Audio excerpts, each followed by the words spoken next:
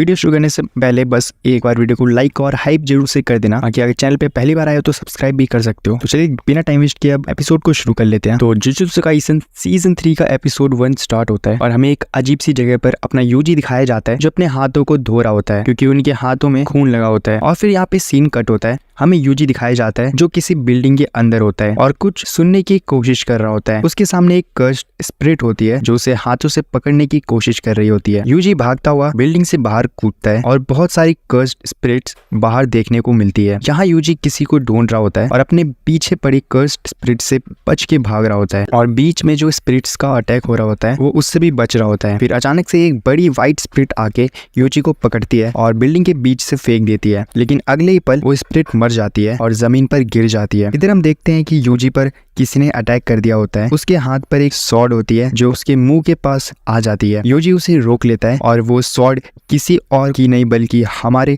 Utah की होती है। ये लोग एक बेसमेंट में होते हैं जहाँ पर यूटा ने यूजी पर तलवार रखी होती है। फिर सीन चेंज होता है और हम एक दूसरी जगह पर देखते हैं जहाँ पे एक आदमी बोल रहा होता है क्या माँ मर गई, जहाँ उसके पीछे उसका सर्वेंट बोलता है नहीं, मतलब हाँ आप हेड है तो आपका कंसर्न भी बनता है, लेकिन वो मरने के करीब है। जहाँ पे ये बंदा बोलता है हाँ ऐसी औरत को तो चाकू घोंप के मार देना चाहिए। और यहीं पर हमें इसका इंट्रो करवाया जाता है जो कि एक फर्स्ट ग्रेड सॉर्सरर होता है जिसका नाम है नाओया। और इससे पहले ये नाओया माकी के बारे में बात कर रहा होता है। वो बोलता है कि लड़की का फेस माकी जैसा है और बॉडी भी। फिर ये बंदा एक जगह पहुंचता है जहाँ उससे बोला जाता है तुम इतनी लेट क्यों आए हो, तुम्हारे पिताजी बहुत क्रिटिकल कंडीशन में है। लेकिन ये बोलता है मेरे यहाँ होने या ना होने से कोई फर्क नहीं पड़ता। हाँ वैसे भी मैं नेक्स्ट जेनिन क्लैन का हेड बनने वाला हूँ, मेरे बाकी बड़े भाइयों में इतना दिमाग नहीं है और उनकी बेटियां तो आउट ऑफ क्वेश्चन है। ये बंदा सामने बैठे आदमी के लुक्स पर भी कमेंट करता है और कहता है अगर तुम दो जी जैसे दिखते तो ज्यादा अच्छा लगता। तब हमें एक और बंदा दिखाया जाता है जो तुरंत नाओया पर तलवार तान देता है। ये भी स्पेशल फर्स्ट ग्रेड सॉर्सरर है, इसका नाम है ओगी जेनिन। साथ ही एक और बंदा दिखाया जाता है जो first grade special grade sorcerer है, इसका नाम है जिनिची जेनिन। तब एक आदमी आता है जो बताता है कि जेनिन क्लैन का हेड नाओबितो जेनिन अब गुजर चुके हैं। ये बंदा एडवोकेट टाइप का होता है और विल पढ़ने आया होता है। ये तीनों भाई होते हैं ओगी, जिनिची और नाओया और उनके सामने उनके फादर की विल पढ़ी जाती है। सबसे पहले बताया जाता है कि नाओया को जेनिन क्लैन का 27th हेड बनाया जा रहा है। दूसरी बात ये कि सारी एसेट्स और सारे कर्स्ड टूल्स नाओया को मिलेंगे, चाहे वो जुजुत्सु हाई के हो या फिर जेनिन क्लैन के। लेकिन इन चीजों को यूज करने के लिए ओगी या जिनिची का एग्रीमेंट चाहिए होगा। इस बात पर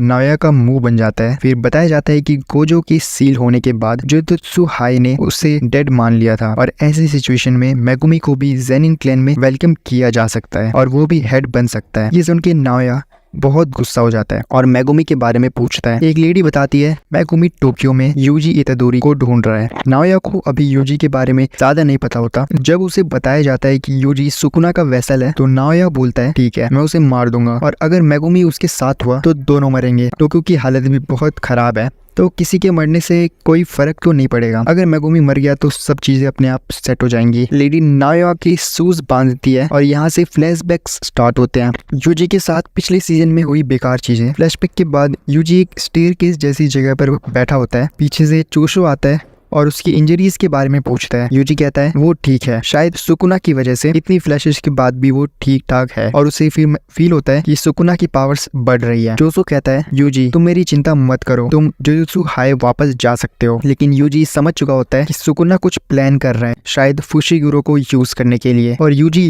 रियलाइज करता है उसने बहुत से लोगों को मार दिया है। उसे याद आता है कि उससे पूछा गया था अगर तुम किसी को बचाओगे और वो आगे जाकर किसी को मार दे तो क्या होगा। यूजी कहता है मैं बाकियों के पास जाने के लायक नहीं हूँ और मैंने तुम्हारे छोटे भाई को भी मारा है। जोसो इसे एक एक्सीडेंट बोलता है और सिबलिंग के तौर पर यूजी को माफ भी कर देता है। फिर दोनों कर्स्ड स्पिरिट्स को खत्म करने निकल जाते हैं। यूजी कर्स्ड स्पिरिट्स के साथ फाइट करता है। यूजी पहले से काफी ज्यादा कैपेबल हो चुका है। वो स्पिरिट्स को एक टनल में ले जाता है जहाँ चोसो अपने ब्लड से स्ट्राइक करता है और उन्हें मार देता है। चोसो यूजी की ग्रोथ को एडमायर करता है और कहता है बहुत अच्छा काम कर रहे हो मेरे छोटे भाई। तब चोसो बोलता है तुम्हारे फादर के भी सर पर स्टिचेस होंगे केंजाकू जैसे। अचानक नाओया की एंट्री होती है। वो बोलता है लगता है मैं मेगुमी से पहले आ गया, कितना स्लो है। यूजी और चोसो सरप्राइज होते हैं और नाओया बोलता है तुम दोनों को डेथ सेंटेंस मिला हुआ है और गोजो के हाथ भी अब तुम पर नहीं है। उसका बिजनेस मेगुमी से होता है इसलिए उसे फर्क नहीं पड़ता यूजी मरे या जिए। भागने की कोशिश कोशिश मत करना वरना पैर तोड़ दूंगा। यूजी पूछता है फुसीगुरो से क्या मतलब है। नाओया कहता है मैं उसे जान से मारना चाहता हूँ। फिर फाइट स्टार्ट होती है। नाओया बहुत फास्ट होता है। यूजी रियलाइज करता है कि ये बंदा बहुत ज्यादा तेज है। सबको एक अजीब ऑरा फील होता है। यूजी को लगता है गोजो वापस आ गया, लेकिन नहीं, ये यूता होता है। यूता का ऑरा गोजो जैसा है, बल्कि उससे भी ज्यादा हैवी फील होता है। यूता पूछता है तुम दोनों में से यूजी कौन है। नाओया यूता को पहचान लेता है। यूजी को याद आता है कि यूता स्पेशल ग्रेड सॉर्सरर है। जोसो यूजी को भागने के लिए कहता है क्योंकि यूता गोजो के लेवल का है। फाइनली फाइट होती है, जोसो वर्सेस नाओया और Yuji versus Yuta. Yuta Yuji पर स्वॉर्ड से अटैक करता है। यूजी कर्स एनर्जी मैनिपुलेशन के बारे में डोडो और ननामी की बातें याद करता है। यूता की मूवमेंट्स अनप्रेडिक्टेबल होती है। यूजी भागने की कोशिश करता है, छोटी नाइफ में कर्स एनर्जी डालता है, लेकिन यूता ट्रिक कर देता है। यूजी इंजर्ड होता है पर यूता की स्वॉर्ड टूट जाती है। यूता कहता है इसीलिए ये गोजो का स्टूडेंट है। यूजी बोलता है अब हम दोनों बिना वेपन के हैं, मैं जीत सकता हूँ। तब रीका वहाँ पे आ जाती है और यूजी को पकड़ लेती है। यूजी समझ नहीं पाता है कि ये क्या है। यूता कहता है सॉरी और अपनी स्वॉर्ड यूजी के दिल में घुसा देता है। यूजी के अंदर बैठे सुकुना को भी हम देखते हैं और दूसरी तरफ नाओया अपनी सुपर स्पीड से जोसो की पिटाई कर रहा होता है। जोसो को उसकी टेक्निक समझ नहीं आ रही होती है, पर इतनी मार खाने के बाद भी वो वापस से खड़ा हो जाता है। नाओया कहता है तुम कितने जिद्दी हो, आखिर तुम हो क्या। फिर जोसो बोलता है मैं 10 लोगों का बड़ा भाई हूँ। जोसो अब फ्लोइंग रेड स्केल नाम की टेक्निक यूज करता है जिससे वो अपनी आंखों को स्ट्रॉन्ग कर सकता है और नाओया की सुपर स्पीड को देख सकता है। नाओया फिर से उस पर अटैक करने जाता है और इस बार जोसो ने उसे पकड़ लिया था, पर नाओया उसके पेट में चाकू मार देता है जिससे जोसो का खून निकलने लगता है। नाओया कहता है तुम बहुत अड़ियल हो तो मुझे हथियार यूज करना पड़ा। तुम ब्लड मैनिपुलेशन यूज कर सकते हो ना, तो अपने बहते हुए खून को भी आराम से रोक ही लोगे, पर देखते हैं इस हालत में तुम कब तक लड़ पाओगे। वैसे मैंने चाकू यूज किया, ये बात किसी को बताना मत। जो सॉर्सरर्स हथियार ले घूमते हैं वो मुझे भी बिल्कुल पसंद नहीं है। मेरे बड़े भाई भी ऐसे ही बेशर्मों की तरह घूमते रहते हैं और इनकी हिम्मत तो देखो कि ये तोजी को भी गालियां देते हैं। फिर जोसो पूछता है तुम अपने भाइयों से नफरत क्यों करते हो। नाओया कहता है हाँ बिल्कुल, उसे तो डूब के मर ही जाना चाहिए। जोसो बोलता है हो सकता है कि उन बड़े भाइयों की वजह से आज तुम इतने पावरफुल हो। वो तुम्हारे लिए रोल मॉडल हो सकते हैं। अगर वो गलत रास्ते पर जाता है तो छोटे भाई भी उस पर जाने से रोकता है। अगर वो सही रास्ते पर जाता है तो छोटे भाई उसे फॉलो करते हैं। हो सकता है तुम इतने स्ट्रॉन्ग इसलिए हो क्योंकि तुम्हारे बड़े भाई कमजोर है। फिर वो कहता है तो तुम पूछते हो कि मैं इतना ज्यादा जिद्दी क्यों हूँ, क्योंकि मेरा कोई रोल मॉडल नहीं है। नाओया की नजर नीचे जाती है और देखते हैं कि जोसो का खून हर जगह फैल गया था। जोसो आगे कहता है भले मैं कितनी भी गलतियाँ करूँ, मुझे अपने भाइयों से आगे रहना पड़ता है, इसलिए मैं इतना ज्यादा स्ट्रॉन्ग हूँ। तभी वहाँ खून की बाढ़ आ जाती है। नाओया को समझ नहीं आता कि इतना खून बहने के बाद भी जोसो जिंदा कैसे है। उसे पता ही नहीं है कि जोसो एक डेथ पेंटिंग वॉम्ब है जो कर्स और इंसान के बीच के हाइब्रिड होते हैं और ये अपनी कर्स्ड एनर्जी को ब्लड में बदल सकते हैं। जब तक इनके पास कर्स्ड एनर्जी होती है ये खून बहने से नहीं मरते। नाओया जोसो के ब्लड से किसी तरह भागने लगता है, लेकिन अचानक ही उसके पैर जमीन से चिपक जाते हैं। जमीन पर पड़ा खून ग्लू की तरह उसे चिपका देता है और फिर जोसो उस पर पियर्सिंग ब्लड से अटैक करने लगता है। नाओया के पास भी असल में अपने फादर वाली 24 FPS टेक्निक है जिसमें वो 1 सेकंड के अंदर 24 मूव यूज कर सकता है, लेकिन उसे पता नहीं था कि जोसो के पास सुपरनोवा टेक्निक है जो उसने 150 सालों की मेहनत से बनाई है। इसमें वो टारगेट पर हर तरफ से अटैक कर सकता है। नाओया भी इसकी चपेट में आ जाता है। जोसो अब नाओया को जान से मारने ही वाला था, पर अचानक ही यूटा उसके पीछे से आ जाता है और एक मुक्का मारकर उसे सुला देता है। वो अपने साथ यूजी की बॉडी भी लाया था। नाओया को उल्टी होने लगती है क्योंकि जोसो कोई इंसान नहीं है, तो उसका ब्लड नाओया के लिए पॉइजन का काम कर रहा था। यूटा बोलता है मैं तुम्हें ठीक कर सकता हूँ, अपनी रिवर्स कर्स टेक्निक से मैं दूसरों को भी हील कर सकता हूँ, लेकिन बदले में तुम्हें कुछ हायर अप्स को जाकर बताना होगा कि मैंने यूजी को मार दिया है। इसके बाद हम यूजी का एक विजन देखते हैं। जब वो एक छोटा बच्चा था वो अपने फादर जिन को देखता है, तभी यूजी के ग्रैंडपा वासुके आ जाते हैं और जिन से कहते हैं तुम अपनी लाइफ कैसे भी जियो, लेकिन उस औरत से दूर रहना वरना तुम मारे जाओगे। जिन कहता है बच्चे के सामने ऐसी बातें मत करो, बच्चे बहुत कुछ याद रखते हैं। वासुकी कहता है मुझे पता है तुम्हें एक बच्चा चाहिए था, लेकिन काओरी की मौत। तभी एक औरत आ जाती है और पूछती है क्या हुआ ससुर जी। ये असल में यूजी की मॉम काउरी है और उसके सर पर भी वैसा ही निशान है जैसा कि नकली गेटो के सर पर है, यानी कि केंजाकू के। बाकी ये सपना यहीं पे खत्म हो जाता है और यूजी की आंख खुल जाती है। यूटा उसके बगल में बैठा होता है और बोलता है अच्छा हुआ तुम जिंदा हो। वो बताता है कि कुछ महीने पहले गोजो सेंसे उससे मिलने आए थे और उसने कहा था कि मैं तुम्हारा ध्यान रखूं, इसलिए मैंने तुमसे लड़ने का बस नाटक किया था। गोजो ने बोला था अगर कल को मुझे कुछ हो गया तो यूटा तुम फर्स्ट और सेकंड ईयर्स के बच्चों का ख्याल रखना, बाकी हगारी खुद को संभाल लेगा। यूटा कहता है आप गोजो सेंसे हो, आपको क्या ही होगा। गोजो कहता है खासकर यूजी का ख्याल रखना, वो तुम्हारी तरह ही है, उसको भी एक बार मौत की सजा मिल चुकी है। इसलिए यूटा ने यूजी को मारने का नाटक किया। अगर वो इस काम के लिए मना करता तो किसी और को उसे मारने के लिए भेज दिया जाता। हायर अप्स भी कोई बेवकूफ नहीं है, मैं तुम्हें सच में मार दूं। इसके लिए यूटा ने उनके साथ बाइंडिंग वो ली थी, इसलिए उसे यूजी को सच में मारना पड़ा। यूजी पूछता है तो फिर मैं जिंदा कैसे हूँ। यूटा बोलता है कि रिवर्स कर्स टेक्निक की वजह से जैसे यूजी का दिल बंद हुआ उसने उसे तुरंत हील कर दिया। इससे हायर अप्स को दी हुई कसम भी पूरी हो गई और यूजी भी नहीं मरा। यूजी के लिए मर के जिंदा होना कोई बड़ी बात नहीं है और जिंदा लोग ये नहीं जानते कि यूटा दूसरों को भी हील कर सकता है। कभी ना कभी लोगों को पता चल ही जाएगा, पर फिलहाल यूजी दुनिया के लिए मर चुका है। यूजी पूछता है तुम मेरे लिए इतना सब क्यों कर रहे हो। यूटा कहता है जिन लोगों की मैं परवाह करता हूँ वो तुम्हारी परवाह करते हैं। मेरे पास भी एक समय खतरनाक पावर थी, लेकिन तुम्हारी पावर तुम्हारी अपनी नहीं है और इसमें तुम्हारी कोई गलती भी नहीं है। तभी वहाँ पे मेगुमी आ जाता है और यूजी से कहता है कि हम जुजुत्सु आए वापस जा रहे हैं,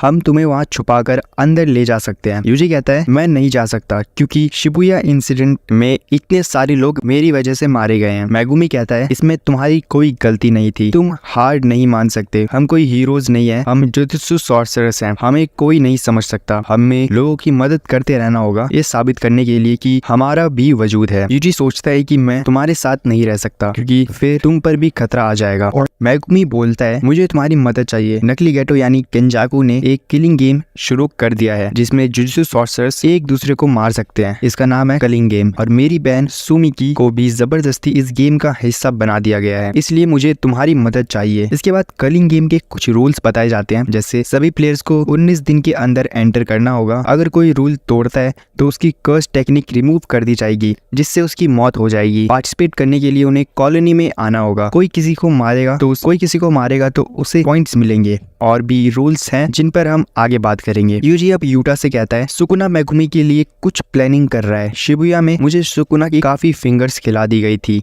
जिससे सुकुना ने मेरी बॉडी पर कंट्रोल ले लिया था। अब मेरे अंदर सुकुना की 15 फिंगर्स हैं। मुझे यकीन है कि अब सुकुना मेरी बॉडी पर कंट्रोल नहीं ले पाएगा, लेकिन अगर मैं कभी सुकुना बन जाऊं तो तुरंत ही मुझे मार देना। यूटा कहता है ठीक है। यूजी मेगुमी से पूछता है अब हमें क्या करना है। मेगुमी बोलता है सबसे पहले हमें जुजुत्सु हाई वापस जाकर मास्टर टेंजन से मिलना है, उनसे पूछना है कि हम गोजो को कैसे आजाद कर सकते हैं और केंजाकू क्या प्लान कर रहा है, कलिंग गेम में वो क्या करने वाला है। इन सवालों के जवाब सिर्फ मास्टर टेंजन ही दे सकते हैं। यूजी पूछता है मिस यूकी को ये बात पता है। मेगुमी बोलता है ये आइडिया यूकी का ही है, वो पहले से जुजुत्सु हाई में छुपी हुई है। यूजी कहता है मास्टर टेंजन के बैरियर को हम कैसे पार करेंगे, उसमें 1000 दरवाजे होते हैं जो घूमते रहते हैं और उनमें से सिर्फ एक ही टूम्ब ऑफ स्टार कॉरिडोर तक ले जाता है जहाँ मास्टर टेंजन रहते हैं। अगर हमने गलत दरवाजा चुना तो टेंजन से भी नहीं मिल पाएंगे। यूजी पूछता है नोवारा का क्या हुआ, वो ठीक है या नहीं। मेगुमी कुछ नहीं बोलता और अपना सिर झुका लेता है, जिसका मतलब है कि नोवारा अब नहीं रही। ये सुनकर यूजी को बहुत बुरा लगता है। तभी चोसो आकर कहता है उस बैरियर में घुसने का रास्ता मैं बता सकता हूँ। माहितो ने एक बार वहाँ से डेथ पेंटिंग्स और सुकुना की फिंगर्स चुराई थी, हम भी वही करेंगे। इसके बाद ये लोग जुजुत्सु हाई आ जाते हैं जहाँ उन्हें माकी मिलती है जो बिल्कुल अलग दिख रही थी। शिबुया इंसिडेंट में जोगो ने उसे जला दिया था। हेवनली रेस्ट्रिक्शन की वजह से उसकी बॉडी तो ठीक हो गई लेकिन निशान रह गए। यूकी भी वहीं होती है। जोसो बताता है कि स्टार कॉरिडोर के रास्ते में एक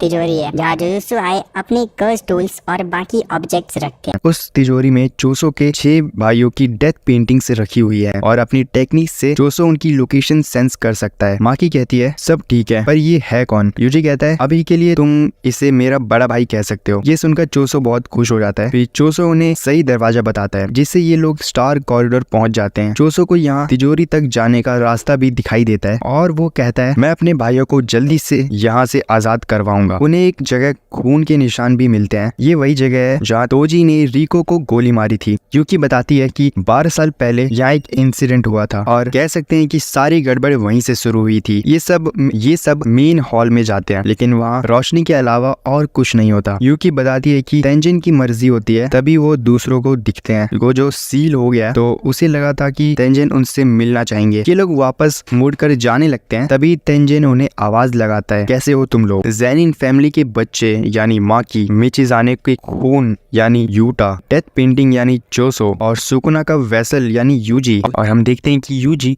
और बाकी सब स्टार कॉरिडोर पहुंच चुके होते हैं और वहीं उनकी मुलाकात होती है मास्टर तेंजिन से। अब आगे हम मास्टर तेंजिन को देखते हैं जो सबको हेलो कह रहे होते हैं, बस यूकी को छोड़ के, जिस पर यूकी मास्टर तेंजिन से कहती है, क्या तुम मुझे हेलो नहीं कहोगे? जिस पर मास्टर तेंजिन बोलते हैं, ये हमारी पहली मुलाकात नहीं है। क्यों यूकी? सही कहा ना? जिसके बाद यूकी पूछती है, तुमने टॉम को क्यों बंद कर दिया था? जिस पर मास्टर तेंजिन बोलते हैं, मुझे लगा कहीं तुम केंजाकू के साथी तो नहीं हो। जिस पर यूकी कहती है, क्या केंजाकू? जिस पर तेंजिन बताते हैं, केंजाकू ही नोरितोशी कामो है जो अभी सुगुरु के बॉडी के अंदर है। तभी इधर यूजी तेंजिन से पूछता है, मास्टर तेंजिन आखिर आप ऐसे क्यों दिखते हैं? जिस पर मास्टर तेंजिन हंसते हुए कहते हैं, जब तुम भी 500 साल के हो जाओगे तुम भी ऐसे ही दिखोगे। भले मैं इमॉर्टल हूँ पर मेरी भी एज बढ़ती है। तब तेंजिन बताते हैं कि 12 साल पहले मैं स्टार प्लाज्मा वेसल से मर्ज नहीं हो पाया था, जिसकी वजह से मेरी एज बढ़ती जा रही है। जिस पर यूकी पूछती है, तो उसके बाद कोई दूसरी स्टार प्लाज्मा वेसल नहीं थी? तभी उन दोनों को रोकते हुए मेगुमी कहता है, हम बस ये पूछने आए हैं कि केंजाकू का क्या प्लान है, प्रिजन रियल्म को कैसे खोलना है। ये सुनकर तेंजिन कहता है, मैं इसके बारे में तुम्हें बता दूंगा, पर उससे पहले मेरी एक कंडीशन है। मास्टर तेंजिन बोलते हैं, यूटा, यूकी और चोसो, तुम तीनों में से किसी दो को मेरी रक्षा करनी होगी। ये सुनकर वहाँ पर सब लोग शॉक हो जाते हैं क्योंकि उन्हें लग रहा था कि मास्टर तेंजिन इमॉर्टल है, पर यूकी इस बात के लिए मान जाती है और पूछती है, हमें तुम्हें कितने दिन तक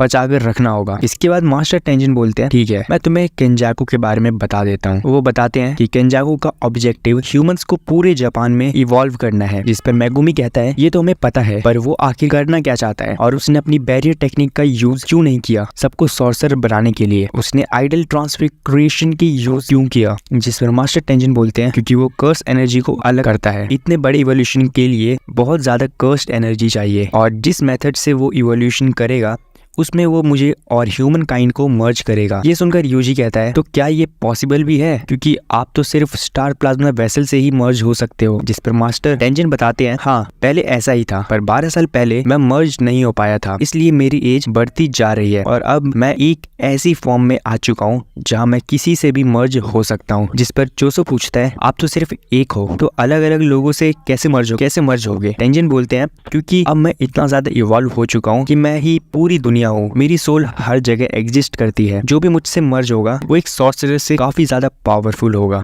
ये फिर एक नया ही जीव होगा। यहाँ हमें पता चलता है कि master Tenzin barrier magic possess करते हैं, जिसकी वजह से वो अपनी इस फॉर्म को मेंटेन कर पा रहे हैं और खुद को कंट्रोल कर रहे हैं। लेकिन अगर कोई ह्यूमन इवॉल्व हो गया और आउट ऑफ कंट्रोल हो गया तो दुनिया खत्म हो सकती है। जो हाल टोक्यो का होगा वही पूरी दुनिया का भी हो सकता है। ये सुनकर यूजी पूछता है, केंजाकू ऐसा क्यों करना चाहता है? पर इसका जवाब मास्टर तेंजिन के पास नहीं होता। फिर माकी पूछती है, आप मर्ज होने से मना क्यों नहीं कर सकते? तेंजिन बोलते हैं, यही प्रॉब्लम है, अब मैं ह्यूमन से ज्यादा एक कर्स्ड स्पिरिट हो चुका हूँ, इसलिए मैं कर्स्ड स्पिरिट मैनिपुलेशन वाले सॉर्सरर्स के लिए टारगेट हूँ और तुम्हें पता ही होगा गेटो की कर्स टेक्निक क्या है। ये सुनकर सबको समझ आ जाता है कि केंजाकू ने गेटो की बॉडी क्यों ली। मास्टर तेंजिन जानते हैं कि केंजाकू उनसे मिलते ही उन्हें सील कर देगा और इसी वजह से उनका टॉम्ब सबको रिजेक्ट कर रहा था। यूटा समझ जाता है कि इसीलिए मास्टर तेंजिन को प्रोटेक्शन चाहिए। हमें ये भी पता चलता है कि बैरियर की टेक्निक्स में मास्टर तेंजिन के बाद केंजाकू ही सबसे पावरफुल है और वो कभी भी तेंजिन के टॉम को अनडिफाइन कर सकता है। यूकी पूछती है, तो वो अभी तक क्यों नहीं करता? तेंजिन बोलता है, क्योंकि उसके पास अभी इतनी कर्स्ड एनर्जी नहीं है। इसके बाद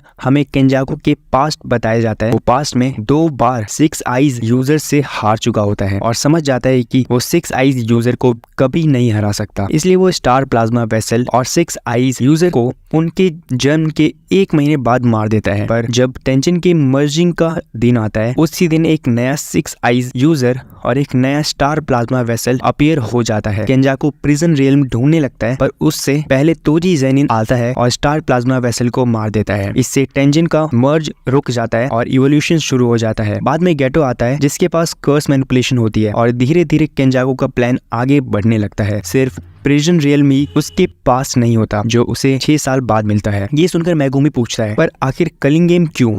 मास्टर टेंजन बताते हैं ताकि केंजाकू कर्स्ड एनर्जी कलेक्ट कर सके। सॉर्सरर्स जब लड़ेंगे कर्स्ड एनर्जी रिलीज होंगी जिसका यूज वो मर्जिंग के लिए करेगा। टेंजन ये भी बताते हैं कि कलिंग गेम का मास्टर केंजाकू नहीं है, उसे मार देने पर भी गेम चलता रहेगा जब तक सारे प्लेयर्स खत्म ना हो जाए।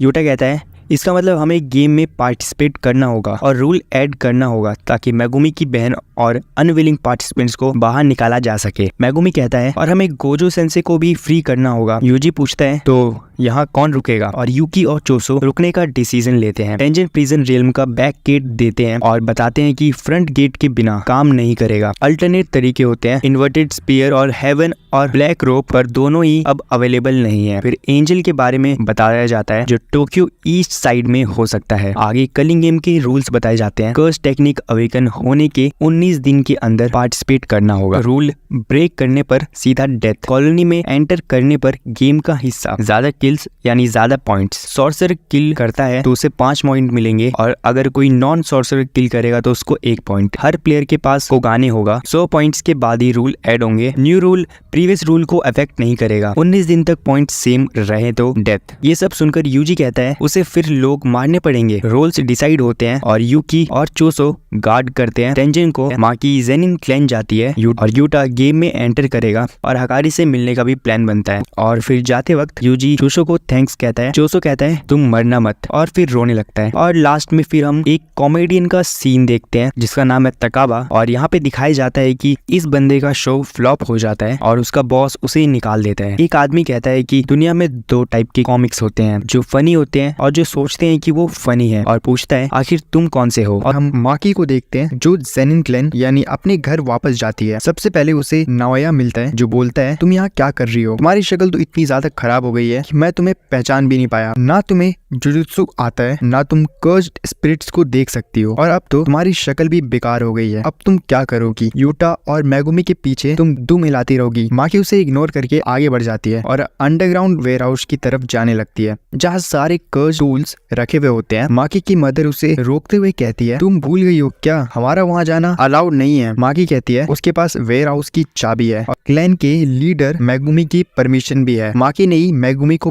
बताया था कि नाओबितो की विल के हिसाब से अब मेगुमी जेनिन क्लैन का हेड बन चुका है। मेगुमी बोलता है कि उसे कोई हेड नहीं बनना है और उसे कोई प्रॉपर्टी वगैरह भी नहीं चाहिए, पर माकी उसे समझाती है कि जुजुत्सु के 3 बड़े फैमिलीज में से अगर वो जेनिन क्लैन का हेड बनता है तो उन्हें ऊपर की सारी खबरें रहेंगी। मेगुमी बोलता है कि मेरी जगह तुम हेड बन जाओ, जिस पे माकी कहती है कि वो लोग उसे कभी अपना हेड नहीं मानेंगे। तुम्हारे पास क्लैन की टेक्निक है और तुम्हें डोमेन बनाना भी आता है, पर माकी अभी इस लायक नहीं है। और फिर माकी की मदर उसे बहुत कुछ सुनाती है पर माकी उसकी नहीं सुनती और वेयरहाउस का दरवाजा खोल देती है। दूसरी तरफ जिनची नाओया से बात कर रहा होता है कि मेगुमी जेनिन क्लैन का हेड बनने के लिए बेटर चॉइस है क्योंकि उसके संबंध गोजो क्लैन और कामो क्लैन दोनों से अच्छे हैं। पर ये लोग मेगुमी को सारी जायदाद बिल्कुल हड़पने नहीं दे सकते। ये लोग मेगुमी को सीधा मार भी नहीं सकते क्योंकि ऐसा करने पर गोजो क्लैन और कामो क्लैन इनके खिलाफ हो सकते हैं। लेकिन जुजुत्सु हाई अप्स ने सबको नोटिस दिया है कि कोई भी गोजो को आजाद करने के बारे में सोचेगा भी नहीं और इसे क्राइम माना जाएगा। हम लोग इसी चीज का फायदा उठाएंगे। हम मेगुमी, माकी और माई को मार देंगे और सब लोगों से कह देंगे कि ये लोग गोजो को आजाद करने वाले थे। नाओया कहता है कि प्लान तो अच्छा है लेकिन इसमें अंकल ओगी की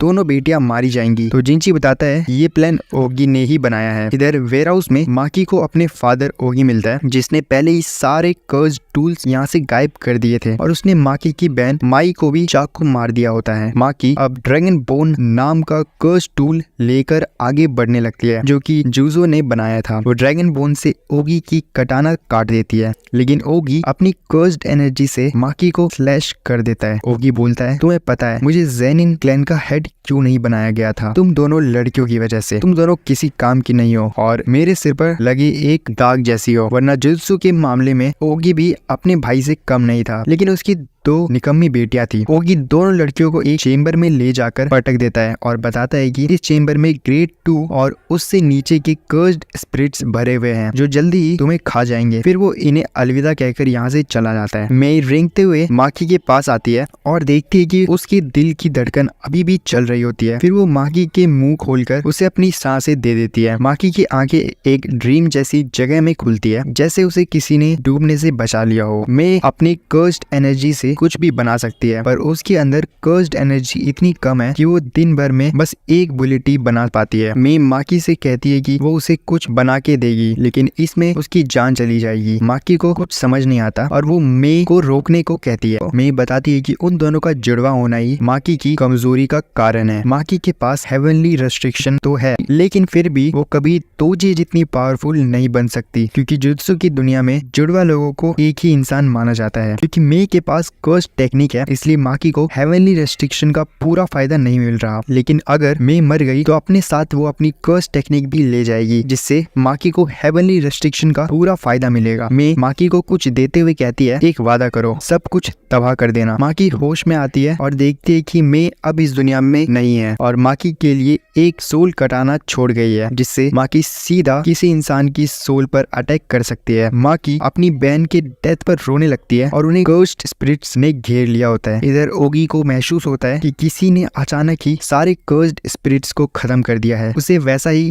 डर लगने लगता है जैसा उसे कभी तोजी से लगता था। वो अपनी कर्स टेक्निक एक्टिवेट करता है और लड़ने के लिए तैयार हो जाता है, लेकिन माकी बिजली की तेजी से उसे खत्म कर देती है और उसी तलवार से उसकी खोपड़ी खोल देती है, जो कि उसके लिए मैंने छोड़ा था। ज़ेनिन क्लैन में खतरे की घंटी बजने लगती है। रेंटा जिंची और नाओया को आकर बताता है कि माकी पागल हो गई है और उसने ओगी को मार दिया है। माकी से निपटने के लिए कोगोरू यूनिट को भेजा जाता है, जिसमें ऐसे लड़के होते हैं जिनके पास कोई कर्स टेक्निक नहीं होती, पर ये मार्शल आर्ट्स में माहिर होते हैं। इनके कैप्टन को लगता है कि माकी ने ओगी को नींद में मार दिया होगा। ये लोग माकी को चारों तरफ से घेर लेते हैं और माकी के पास ड्रैगन बोन और सोल कटाना दोनों होती है। माकी सोचती है कि अगर वो अपना घर नहीं छोड़ती और मे के साथ यही रह जाती तो शायद उनकी जिंदगी अच्छी होती। वो अपनी बहन से माफी मांगती है, पर वो उसकी आखिरी इच्छा जरूर पूरी करेगी और सब कुछ तबाह कर देगी। माकी अब कोगोरू यूनिट को कीड़े मकोड़े की तरह मसल लेती है। तभी चोजुरो अपनी कर्स टेक्निक का यूज करता है और दो बड़े पत्थर के हाथों से माकी को कुचलने की कोशिश करता है। ये हेई यूनिट का मेंबर होता है, जिसमें ज़ेनिन क्लैन के सबसे पावरफुल सॉर्सरर्स होते हैं, पर इस अटैक से माकी को कुछ भी नहीं होता। वो कैप्टन के गले में हाथ घुसाकर और चोजुरो का दिल बाहर निकालकर उन्हें भी खत्म कर देती है। अब रेंता अपनी टेक्निक का यूज करके माकी को एक जगह पर जमा देता है और जिंजी से कहता है कि जल्दी उसे खत्म कर दो, लेकिन फिर भी माकी हिलने लगती है, जिससे रेंता की हालत खराब हो जाती है और वो बोलता है कि माकी अब बिल्कुल तोजी जितनी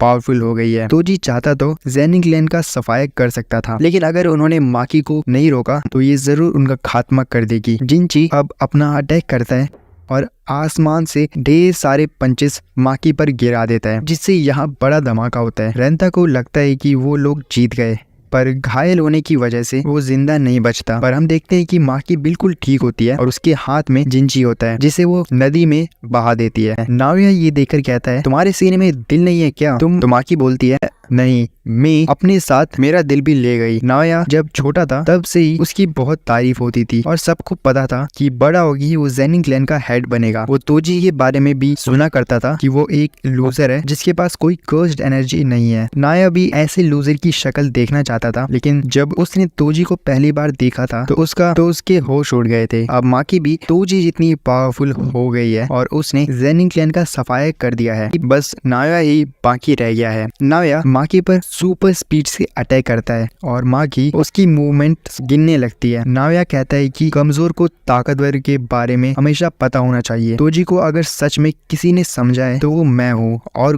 गोजो, लेकिन तुम तोजी नहीं हो। वो अपनी सुपर स्पीड से माकी को मारता ही रहता है और अपनी स्पीड बढ़ाता जाता है। वो सुपरसोनिक स्पीड से माकी पर अटैक करने वाला होता है, जिससे एक ही बार में माकी का काम तमाम हो जाएगा। माकी इस अटैक को खुद पर लेने के लिए तैयार हो जाती है। इससे उसकी हड्डियां टूट जाएंगी, पर नाओया रुक जाएगा। नाया उसका प्लान समझ जाता है और अटैक करने के बजाय उसे टच कर देता है। नाया जिस भी ऑब्जेक्ट को टच करता है उसे उसका 24 FPS वाला रूल फॉलो करना पड़ता है। ऐसा ना करने पर वो 1 सेकंड के लिए फ्रीज हो जाता है। नाओया को लगता है कि माकी फ्रीज हो गई और वो उसे खत्म करने वाला होता है, लेकिन माकी पलट जाती है और कहती है कि वो 24 FPS वाला रूल फॉलो कर रही है। अपने नई बॉडी की वजह से वो नाओया की टेक्निक समझ गई होती है कि वो 1 सेकंड में 24 मूवमेंट्स कर सकता है। वो घूमकर उसके मुंह पर एक मुक्का मारती है, जिससे नाओया के चेहरे की सारी हड्डियां चकनाचूर हो जाती है। अब सिर्फ माकी की की मदर ही बची होती है, वो घर में जाकर उसे भी ढूंढ लेती है और उसे भी मार देती है। और फिर हम देखते हैं कि नाओया किसी तरह जिंदा बच जाता है, पर पीछे से माकी की मदर घायल हालत में वहां आती है और उसे चाकू घुसाकर मार देती है और वहीं पे दोनों का काम तमाम हो जाता है। आखिर में वो सोचती है कि वो खुश नसीब है कि उसने उन दोनों लड़कियों को जन्म दिया। माकी अब मे की बॉडी को लेकर यहाँ से जाने लगती है। तभी मोमो रोते हुए यहाँ आ जाती है और कहती है कि उसने देर कर दी। माकी मे की बॉडी उसके हवाले कर देती है। मोमो माकी से पूछती है कि अब वो क्या करेगी, लेकिन माकी कोई जवाब नहीं देती। बाद में हमें पता चलता है कि माकी ने ज़ेनिन क्लैन के बचे हुए सारे मेंबर्स को निपटा दिया है। किसी को पता नहीं चलता कि ये काम माकी ने किया है। गोजो क्लैन और कामो क्लैन ज़ेनिन क्लैन को बिग 3 से हटाने का प्रपोजल रखते हैं, लेकिन आखिरी फैसला जुजुत्सु हेडक्वार्टर्स को करना है। ये वाला एपिसोड एक फ्लैशबैक के साथ स्टार्ट होता है, जहां हमें दिखाया जाता है कि प्रिंसिपल यागा को जुजुत्सु हायर अप्स ने जेल में बंद कर रखा होता है। ये वही टाइम होता है जब यागा ने पांडा को क्रिएट किया था। जैसे कि आप जानते हो, पांडा एक कर्स्ड कॉर्प्स है जो प्रिंसिपल यागा के एक्सपेरिमेंट का रिजल्ट था। हायर अप्स यागा से पूछते हैं कि उसने पांडा जैसा कर्स्ड कॉर्प्स को कैसे बनाया। पांडा एक इंडिपेंडेंट कर्स्ड कॉर्प्स है जो खुद सोच सकता है, खुद फील कर सकता है और अपनी कर्स्ड एनर्जी भी जनरेट कर सकता है, जो नॉर्मल कर्स्ड कॉर्प्सेस नहीं कर पाते। इसी वजह से हायर अप्स को डर होता है कि यागा इस टेक्निक का यूज करके अपने लिए कभी भी एक कर्स्ड कॉर्प्स आर्मी बना सकता है। इसलिए वो इस टेक्निक को मिलिट्री लेवल थ्रेट मानते हैं और यागा से इंफॉर्मेशन निकलवाने की कोशिश करते हैं, लेकिन यागा उन्हें कुछ नहीं बताता क्योंकि वो जानता है कि अगर ये टेक्निक गलत हाथों में लग गई तो लिविंग बींग्स को सिर्फ वेपन्स की तरह यूज किया जाएगा। अब हम प्रेजेंट में आते हैं, जहाँ कुसाकाबे पांडा को सील से रिलीज करता है और कहता है कि ये बात किसी को बताना मत। पांडा पूछता है कि वो ऐसा क्यों कर रहा है, जिसके जवाब में कुसाकाबे कहता है कि प्रिंसिपल यागा का उस पर बहुत बड़ा एहसान है। कई साल पहले कुसाकाबे की बहन का बेटा मर जाता है, जिसके बाद वो काफी डिप्रेशन में चली जाती है। तब यागा उसके बेटे की मेमोरी को एक कर्स्ड कॉर्प्स में डाल देता है, जिसे देख के कुसाकाबे की बहन को थोड़ी होप मिलती है और वो काफी टाइम बाद खुश होती है। इसी एहसान को चुकाने के लिए कुसाकाबे पांडे की मदद करता है। अब हम वापस से प्रेजेंट में आ जाते हैं। हायर अप्स गोजो के सील होने के बाद प्रिंसिपल यागा को डेथ सेंटेंस सुना देते हैं और उसे मारने के लिए एक असैसिन भेजते हैं। यागा फाइट के लिए रेडी हो जाता है और कहता है गोजो के सील होने के बाद अब भीगी बिल्ली भी शेर बन गई है। तभी वहाँ गाकुगंजी की एंट्री होती है, वही गिटार वाला बुड्ढा जो one of the higher ups भी है। जिसके बाद सीन कट होता है और कुछ देर बाद दिखाया जाता है कि गाकुगंजी ने यागा को मार दिया होता है और मरने से पहले यागा फाइनली बता देता है कि उसने पांडा और बाकी कर्स्ड कॉर्प्सेस को कैसे क्रिएट किया। और ये चीज सुनकर गाकुगंजी कहता है कि तुमने ये पहले क्यों नहीं बताया, अगर ये बात पहले बता दी होती तो शायद तुम्हें एग्जीक्यूट नहीं किया जाता। इस बात पर यागा बोलता है ये कर्स है और अब ये कर्स मैं तुम्हें दे रहा हूँ। इतना कहकर वो दम तोड़ देता है। तभी वहाँ पांडा आ जाता है और गाकुगंजी फाइट के लिए रेडी हो जाता है, लेकिन पांडा उसे कम्प्लीटली इग्नोर करके सीधा यागा के पास चला जाता है, जिसे देखकर गाकुगंजी थोड़ा शॉक होता है और पूछता है क्या वो उसे हेट नहीं करता क्योंकि उसने उसके मास्टर को मारा है। पांडा जवाब देता है हम ह्यूमंस की तरह नहीं होते, प्रिंसिपल यागा ने कभी आपसे नफरत नहीं की, इसलिए मेरे पास भी हेट करने की कोई रीजन नहीं है। लेकिन इतना जरूर याद रखना पांडा को भी दर्द होता है और पांडा भी रोते हैं और ये कहते हुए पांडा रो पड़ता है। अब इसके बाद सीन शिफ्ट होता है यूजी और फुशिगुरो के पर। वो दोनों टेंशन के कहने पर हकारी से मिलने जाते हैं। हकारी एक स्पेशल ग्रेड सॉर्सरर है जो काफी ज्यादा स्ट्रॉन्ग है। अगर वो किसी तरह उसे अपनी साइड कर लेते हैं तो आने वाली कलिंग गेम की फाइट में उन्हें काफी मदद मिलेगी। लेकिन प्रॉब्लम ये है कि हकारी को जुजुत्सु हाई से सस्पेंड कर दिया गया था क्योंकि वो एक इलीगल गैम्बलिंग टूर्नामेंट करवाता है। इसलिए यूजी और फुशिगुरो अपने कपड़े चेंज करके अंडरकवर जाने का डिसाइड करते हैं, वरना अगर हकारी को पता चल गया कि वो जुजुत्सु हाई से है तो वो उनसे मिलेगा भी नहीं। इसके बाद वो दोनों एक बड़ी सी बिल्डिंग में एंटर करते हैं, लेकिन वहाँ 2 गार्ड्स उन्हें गेट पर ही रोक लेते हैं और कहते हैं ये कोई बच्चों के खेलने की जगह नहीं है, मेरे 3 काउंट करने से पहले यहाँ से चले जाओ वरना चलने लायक भी नहीं छोड़ूंगा। जिस पर मेगुमी बोलता है हमें पैसों की जरूरत है, हम यहाँ फाइट क्लब में पार्टिसिपेट करने आए हैं। इतना सुनते ही एक गार्ड मेगुमी के फेस पर पंच करने वाला होता है, लेकिन रुक जाता है और कहता है रूल नंबर 1 हम फाइट क्लब के बारे में बात नहीं करते, इसलिए जल्दी बताओ आखिर तुम्हें किसने भेजा है इससे पहले कि मैं तुम्हारी पिटाई करूं। मेगुमी कॉन्फिडेंस के साथ बोलता है मुझे इसका नाम नहीं पता, लेकिन इतना बता सकता हूँ कि मैंने उसे मार दिया। ये सुनकर दूसरा गार्ड बोलता है वो कोंडो हो सकता है जो 1 महीने पहले ही गायब हो गया। जिस पर मेगुमी कहता है तुम मुझे उसकी जगह रख लो। तभी उनके बॉस यानी हकारी का कॉल आता है। कॉल के बाद दूसरा गार्ड बोलता है हमारे बॉस ने फाइट करने की परमिशन दे दी है, लेकिन तुम्हें नहीं उस लड़के को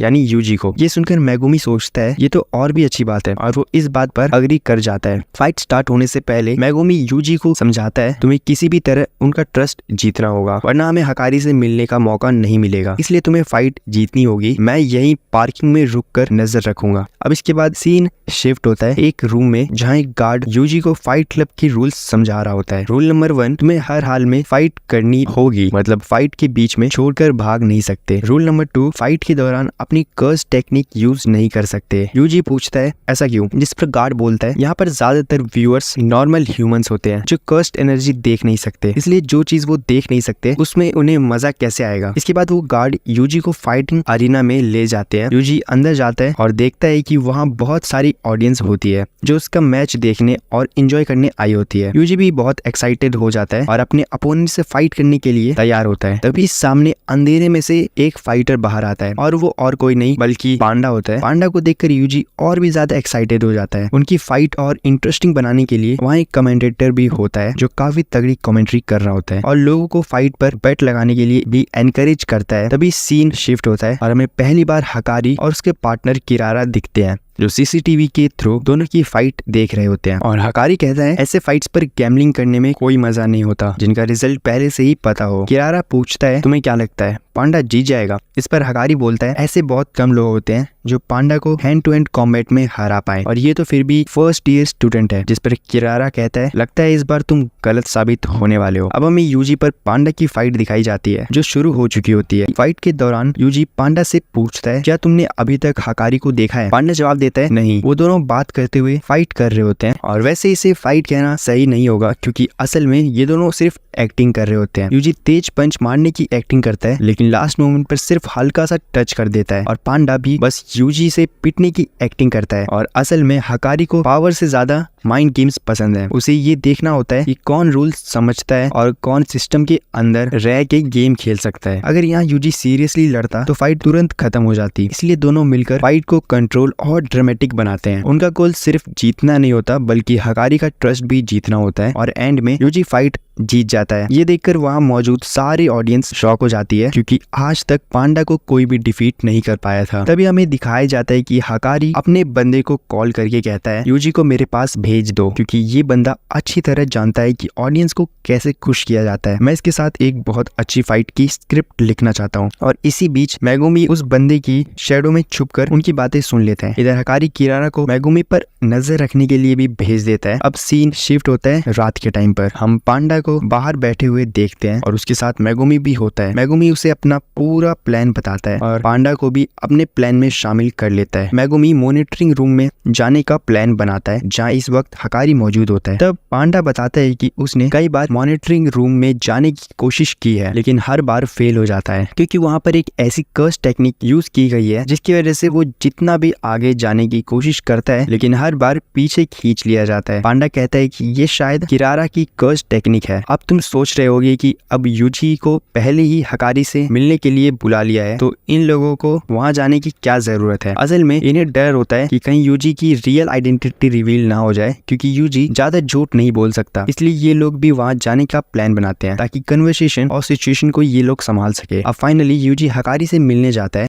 हकारी यूजी से पूछता है क्या हो अगर मैं कहूँ कि तुम 1 महीने तक रोज 1 घंटा काम करके 1 मिलियन येन कमा सकते हो। यूजी जवाब देता है ये डिपेंड करता है कि काम किस तरह का है। इसके बाद उनके बीच काफी लंबी बातचीत होती है इसमें हकारी अपने बारे में बताता है कि उसे गैम्बलिंग क्यों पसंद है और वो गैम्बलिंग क्यों करता है। तभी कन्वर्सेशन के बीच में हकारी को एक कॉल आता है। कॉल देखते ही वो समझ जाता है कि कुछ तो गड़बड़ है लेकिन वो इनोसेंट बनने की एक्टिंग करता है। वो अपनी सीट से उठ के ड्रिंक निकालने लगता है और यूजी से पूछता है तुम्हें कौन सी ड्रिंक पसंद है। यूजी बोलता है नहीं मैं ड्रिंक नहीं कर सकता, मैं अभी भी माइनर हूँ। तभी हकारी अचानक से कहता है तुम्हें पता है गोजो को भी ड्रिंक करना पसंद नहीं है। यूजी बोलता है ये गोजो कौन है। हकारी कहता है ये पॉसिबल ही नहीं है कि ऐसा कोई सॉर्सरर हो जिसे गोजो के बारे में नहीं पता हो। उसके बाद हकारी कहता है तुम्हें जुजुत्सु हाई वालों ने भेजा है ना। यूजी बोलता है नहीं तुम जैसा समझ रहे हो वैसा कुछ भी नहीं है। लेकिन हकारी उसकी बात सुने बिना ही उस पर अटैक पे अटैक करने लगता है। यूजी बार बार बोलता है पहले मेरी बात सुन लो, पर हकारी बोलता है जैसे ही मुझे किरारा का कॉल आया मैं समझ गया कि कुछ तो गड़बड़ है। और इसके बाद दोनों एक दूसरे का कॉलर पकड़ लेते हैं और लड़ने के लिए बिल्कुल तैयार हो जाते हैं और मेगुमी को देखते हैं जो कि एक गार्ड की शैडो में छुपकर अंदर घुस आया होता है। फिर वो उस गार्ड को सुला देता है और दूसरी तरफ पांडा भी 2 गार्ड्स के सामने एक टायर से खेल रहा होता है। दूसरा गार्ड पहचान लेता है कि ये तो हमारा फाइटर है, ना कि कोई मामूली पांडा। पांडा भी इन दोनों को सुला देता है और इमरजेंसी सीढ़ियों से ऊपर जाने लगता है जहाँ कोई सीसीटीवी नहीं लगे होते। ये दोनों फिर छत पर आ जाते हैं जहाँ हकारी का ऑफिस है, लेकिन तभी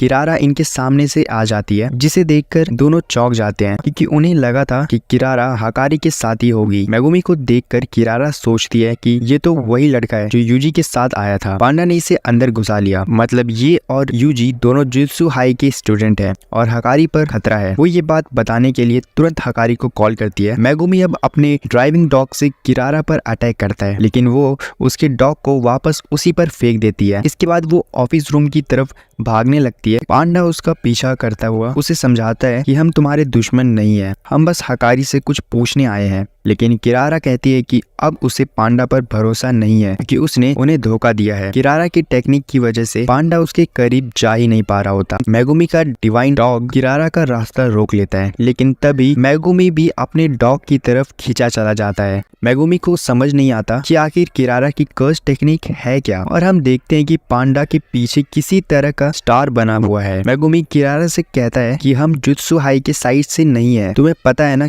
टोक्यो में क्या हो रहा है, वहाँ जो बैरियर्स बने हैं वो कलिंग गेम का हिस्सा है और हमें हकारी की मदद चाहिए। पर किरारा सुनने को तैयार नहीं होती। तो मेगुमी पूछता है कि तुम्हारे और हायर अप्स के बीच ऐसा क्या हुआ था कि तुम दोनों को जुत्सु हाई से निकाल दिया गया। पांडा बताता है कि जुत्सु हायर अप्स थोड़े कंजर्वेटिव्स हैं, उन्हें नई तरह की कर्स टेक्निक पसंद नहीं है। टाइम के साथ साथ जुत्सु नई टेक्नोलॉजी में मिक्स होता जा रहा है और हायर अप्स को ये पसंद नहीं है, जैसे कि हकारी की टेक्निक। किरारा कहती है कि हायर अप्स तो हमेशा से ही दिमाग से पैदल रहे हैं, लेकिन उनका रायता समेटने के लिए गोजो तो है ना, तो तुम्हें हकारी की जरूरत क्यों है। मेगुमी बोलता है कि गोजो सेंसे को सील कर दिया है, पर किरारा को इस बात पर बिल्कुल भी यकीन नहीं होता। फिर मेगुमी सोचता है कि किरारा हकारी के सबसे क्लोज है, इन्हें किरारा को मनाना ही होगा। मेगुमी अब रैबिट एस्केप टेक्निक का यूज करता है, जिससे यहाँ ढेर सारे रैबिट्स आ जाते हैं, लेकिन मेगुमी देखता है कि उन सब के ऊपर एक्स लिखा हुआ है और ऑफिस के गेट पर लिखा था गैक्रक्स। मेगुमी के रैबिट्स पूरी तरह से फेल हो जाते हैं। किरारा सोचती है कि वो अपनी कर्स टेक्निक से शिकिगामी को भी मार कर सकती है और ये रैबिट्स भी उसके डॉग की तरह मेगुमी से जाकर चिपक जाएंगे और मेगुमी को कुचल देंगे।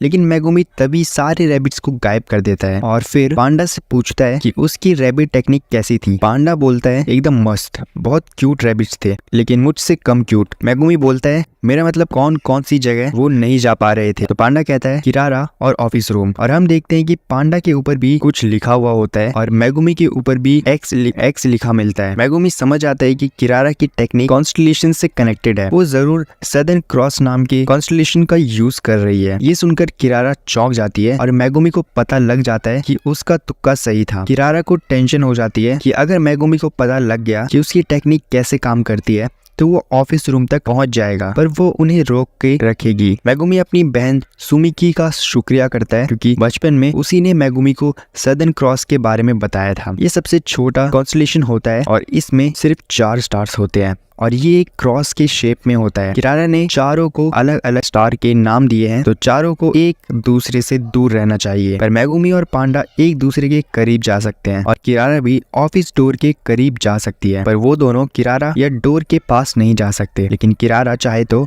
दरवाजे के अंदर भी जा सकती है, पर वो खुद भी बाहर ही खड़ी है। हो सकता है कि अंदर जाने का कोई फिक्स्ड रास्ता हो। पांडा बोलता है कि शायद उनके बीच कोई 5वां स्टार है और उन्हें पहले उसके पास जाना होगा, फिर ही वो किरारा या डोर तक पहुंच जाएंगे। किरारा को चिंता होती है कि उन्हें उसकी टेक्निक का पता ना चल जाए, तो वो एक कार के ऊपर ईमाई लिख देती है, जिससे वो कार पांडा से जाकर टकरा जाती है। पांडा उस कार को उठाकर दूर फेंक देता है, लेकिन वो कार वापस उसके मुंह पर आकर लगती है। मेगुमी सोचता है कि किसी चीज पर स्टार लिखने के लिए किरारा को उसे छूना पड़ता है होगा, लेकिन उसने मेगुमी को तो टच भी नहीं किया, पर उसने मेगुमी के डिवाइन डॉग को टच किया था। यानी वो इंसान नहीं बल्कि सीधा कर्स्ड एनर्जी को मार्क कर सकती है। कार और डोर जैसे चीजों को मार्क करने के लिए पहले उनमें कोई कर्स्ड एनर्जी डाली गई होगी। वो कर्स्ड एनर्जी वाली दूसरी चीजों को देखने लगता है और उसे एक पार्किंग स्पॉट दिख जाता है, जिसके ऊपर मिमोसा लिखा होता है, यानी ये वही 5वां स्टार होता है। और किरारा की टेक्निक का नाम है लव रेंडेज वोज, जिसमें वो सदर्न क्रॉस कॉन्स्टलेशन का यूज करती है। वो अपने टारगेट्स को 5 अलग अलग स्टार्स दे देती है। अगर वो 2 चीजों को सेम स्टार दे देती है तो वो आपस में चिपक जाते हैं,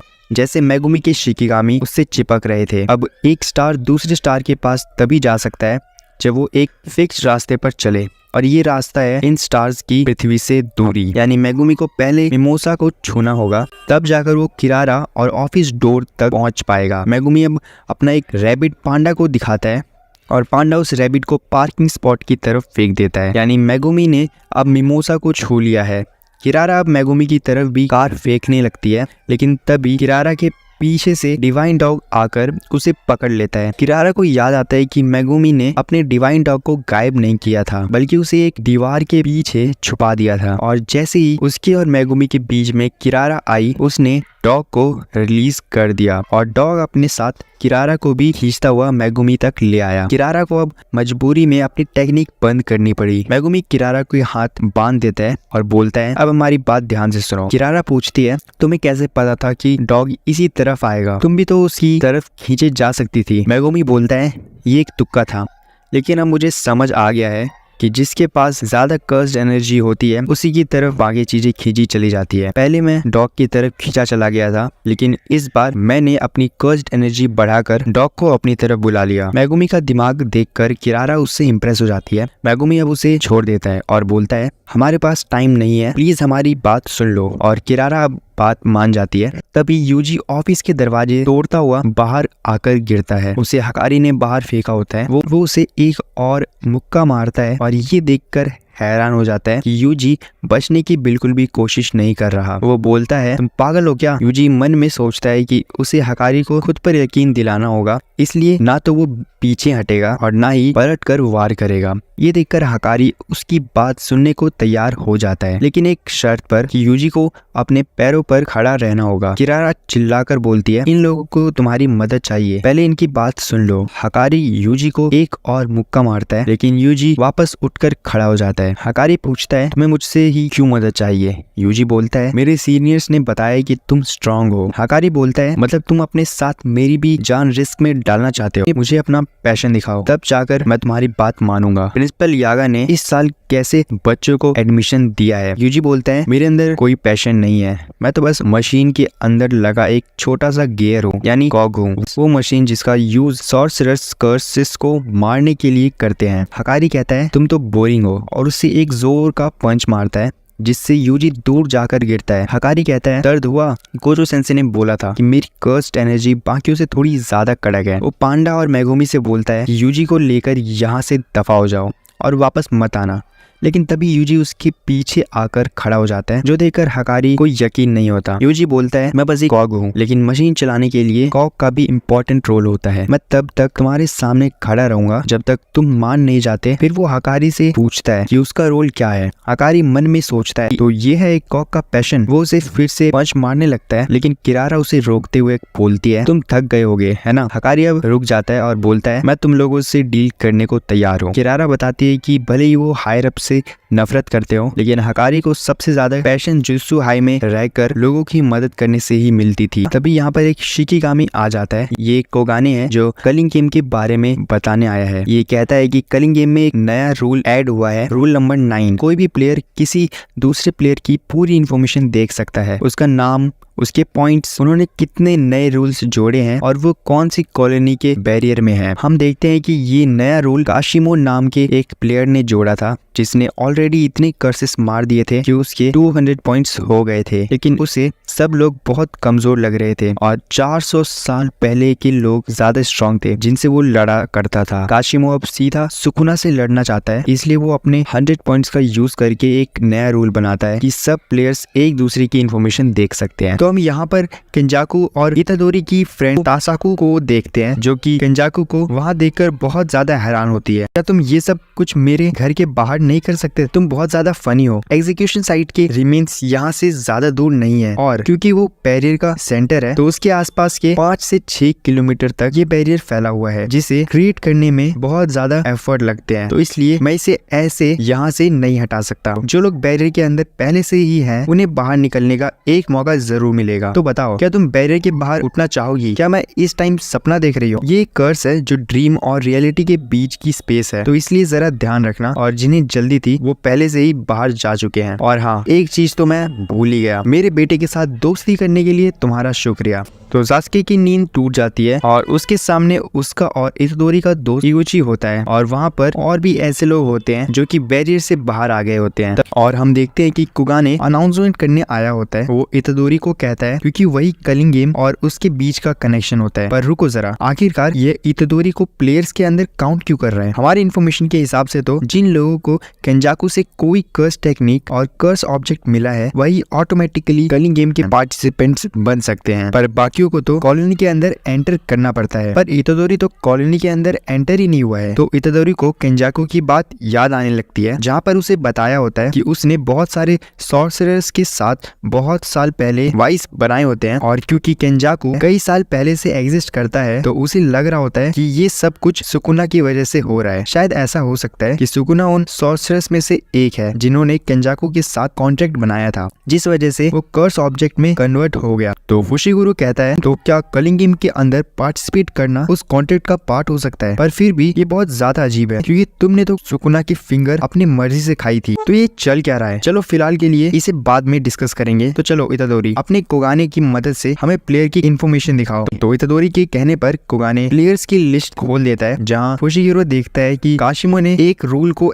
ऐड किया है। तो इस प्लेयर के पास पहले 200 पॉइंट्स थे और अब रूल ऐड करने के बाद 100 पॉइंट्स ही बचे हैं। पर आखिरकार इसने ये रूल ऐड क्यों किया है? और अगर इसके पास इतने पॉइंट है तो इसने पक्का कुछ दिनों में कम से कम 40 लोगों को तो जरूर मारा है। तो मुझे नहीं लगता कि इस रूल को ऐड करने के पीछे उसका कोई मोटिव होगा, कोई सही मोटिव होगा। अब लगता है हम कलिंग गेम को बिना किसी को मारे आगे बढ़ सकते हैं। तो कोगाने मुझे बस वही प्लेयर्स दिखाओ जिसके 100 या फिर उससे ज्यादा पॉइंट्स हैं। तो कोगाने इसके लिए मना करने लगता है क्योंकि वो इतादोरी के अलावा किसी के ऑर्डर्स नहीं मानने वाला है और इतादोरी उसे वैसे ही करने के लिए कहता है जैसा फुशिगुरो कह रहा होता है। तो मेकी जैसे लोग जो बैरियर्स में फंस गए हैं उनके अलावा सारे 5 सॉर्सरर्स इस टाइम नए बॉडी में हैं, पर उन्होंने किसी न किसी कारण से केंजाकू के साथ कॉन्ट्रैक्ट बनाया है। तो शायद इस टाइम उनमें से किसी का कलिंग गेम में पार्ट लेने का कोई मन ना हो। तो इसलिए हमें किसी ऐसे प्लेयर को ढूंढना होगा जिसके पॉइंट्स काशिमो की तरह हो और उसे रूल्स को ऐड करने में कोई इंटरेस्ट ना हो, ताकि हम उस पर दबाव डाल के एक ऐसे रूल को ऐड करवा सके जिससे कि सुमुकी और उसके जैसे लोग कलिंग गेम से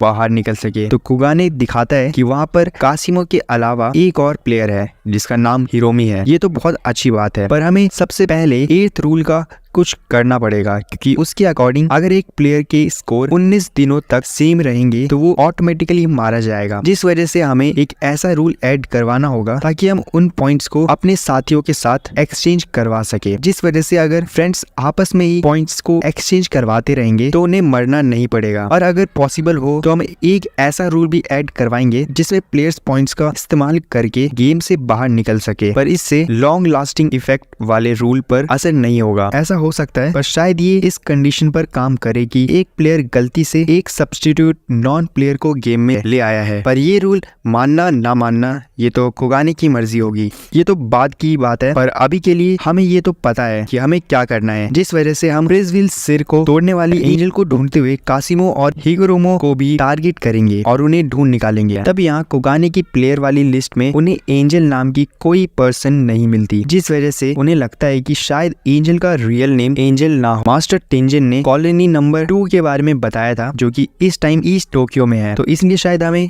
एंजल को वहाँ पर ढूंढना चाहिए। तो क्या तुम्हें पता है कि वो एंजल दिखाई कैसे देती है? जब हम उसे देखेंगे तब हम उसे पहचान जाएंगे। चलो ठीक है, फिर मैं और पांडा कॉलोनी नंबर 2 को संभालते हैं और इतादोरी और फुशिगुरो कॉलोनी नंबर 1 को देखेंगे और किरारा बैरियर के बाहर रहेगा। तो इतादोरी सुकुना की वजह से फुशिगुरो और उसके साथ में रहने के खिलाफ होता है, पर फुशिगुरो उसे चुपचाप चुपचाप रहने के लिए कहता है और उसे अपने बारे में ना सोचकर दूसरों के बारे में सोचने के लिए कहता है, जिस वजह से वो दोनों आपस में ही लड़ने लगते हैं। तब हम देखते हैं सुमिकी के पास अपनी पार्टिसिपेशन डिक्लेयर करने के लिए सिर्फ 7 दिन और 12 घंटे बचे होते हैं। और फिर हम देखते हैं कि कोगाने बोलता है मैं कोगाने हूँ और इस बैरियर के अंदर एक कलिंग गेम नाम का कॉन्टेस्ट चल रहा है, तो इसलिए अगर आप अंदर कदम रखेंगे तो आप प्लेयर बन जाएंगे। तो क्या आप लोग अंदर एंटर करने के लिए तैयार हैं? हकारी, पांडा, फुशिगुरो और इतादोरी इसके लिए हाँ कर देते हैं। तो अब हम यहाँ पर टोक्यो की कॉलोनी नंबर 1 देखते हैं, जहाँ पर कुछ प्लेयर्स हानियो और अमाई नए प्लेयर्स के आने का इंतजार कर रहे होते हैं और हानियो अमाई को नजर रखने के लिए कह रही होती है। तभी यहाँ फुशिगुरो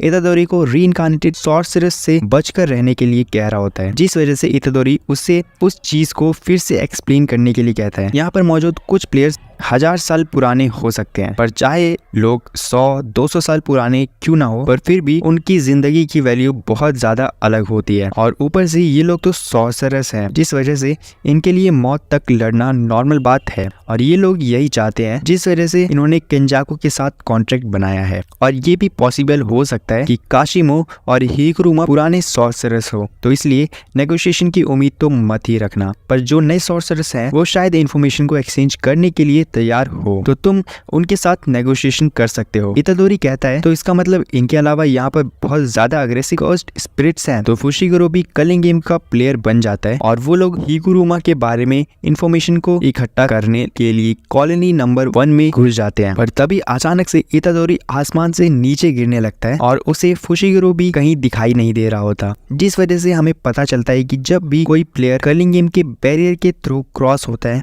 तो गेम रैंडमली उस प्लेयर को नए 9 में से किसी एक लोकेशन में ट्रांसफर कर देती है। और बैरियर्स के भी कुछ ऐसे रूल्स हैं जो कि गेम मास्टर ने डिसाइड नहीं किए हैं, जिस वजह से कुछ इंडिविजुअल्स ने उन 9 जगहों पर अपना बसेरा जमा लिया है ताकि वो लोग उन नए प्लेयर्स को टारगेट कर सके जिन्हें इस चीज के बारे में नहीं पता है। तब यहाँ अमाई इतादोरी को लाइट दिखा के अपनी तरफ बुलाने लगता है, जिस वजह से इतादोरी को कुछ समझ नहीं आ रहा होता है। पर तभी हानियो आकर इतादोरी के साथ जोर से टकरा जाती है, पर इतादोरी इससे बच जाता है, जिससे कि हानियो हैरान हो जाती है क्योंकि उसके इस अटैक से बहुत से लोग वहीं पर मर जाते हैं, जिस वजह से उसे समझ में आ गया होता है कि इतादोरी टफ है। तो इतादोरी छत के ऊपर लैंड करके हानियो के साथ लड़ने के लिए तैयार हो जाता है, जिस वजह से हानियो अपने साथी हाबा को भी वहां पर बुला लेती है। तो इतादोरी एक पत्थर को हानियो के ऊपर फेंकता है, जिससे कि हानियो को चोट लग जाती है। अब हानियो के साथी हाबा वहां पर आ जाता है कि अपने पार्टनर की बुरी हालात को देखकर इतादोरी पर गुस्सा करने लगता है और इतादोरी ये तय करता है कि अब वो हाबा से ही हिकुरुमा की इंफॉर्मेशन निकलवा के रहेगा। यहाँ पर तो हाबा आ गया है, तो क्या उस लड़के ने हानियो को हरा दिया? लग रहा है जैसे कि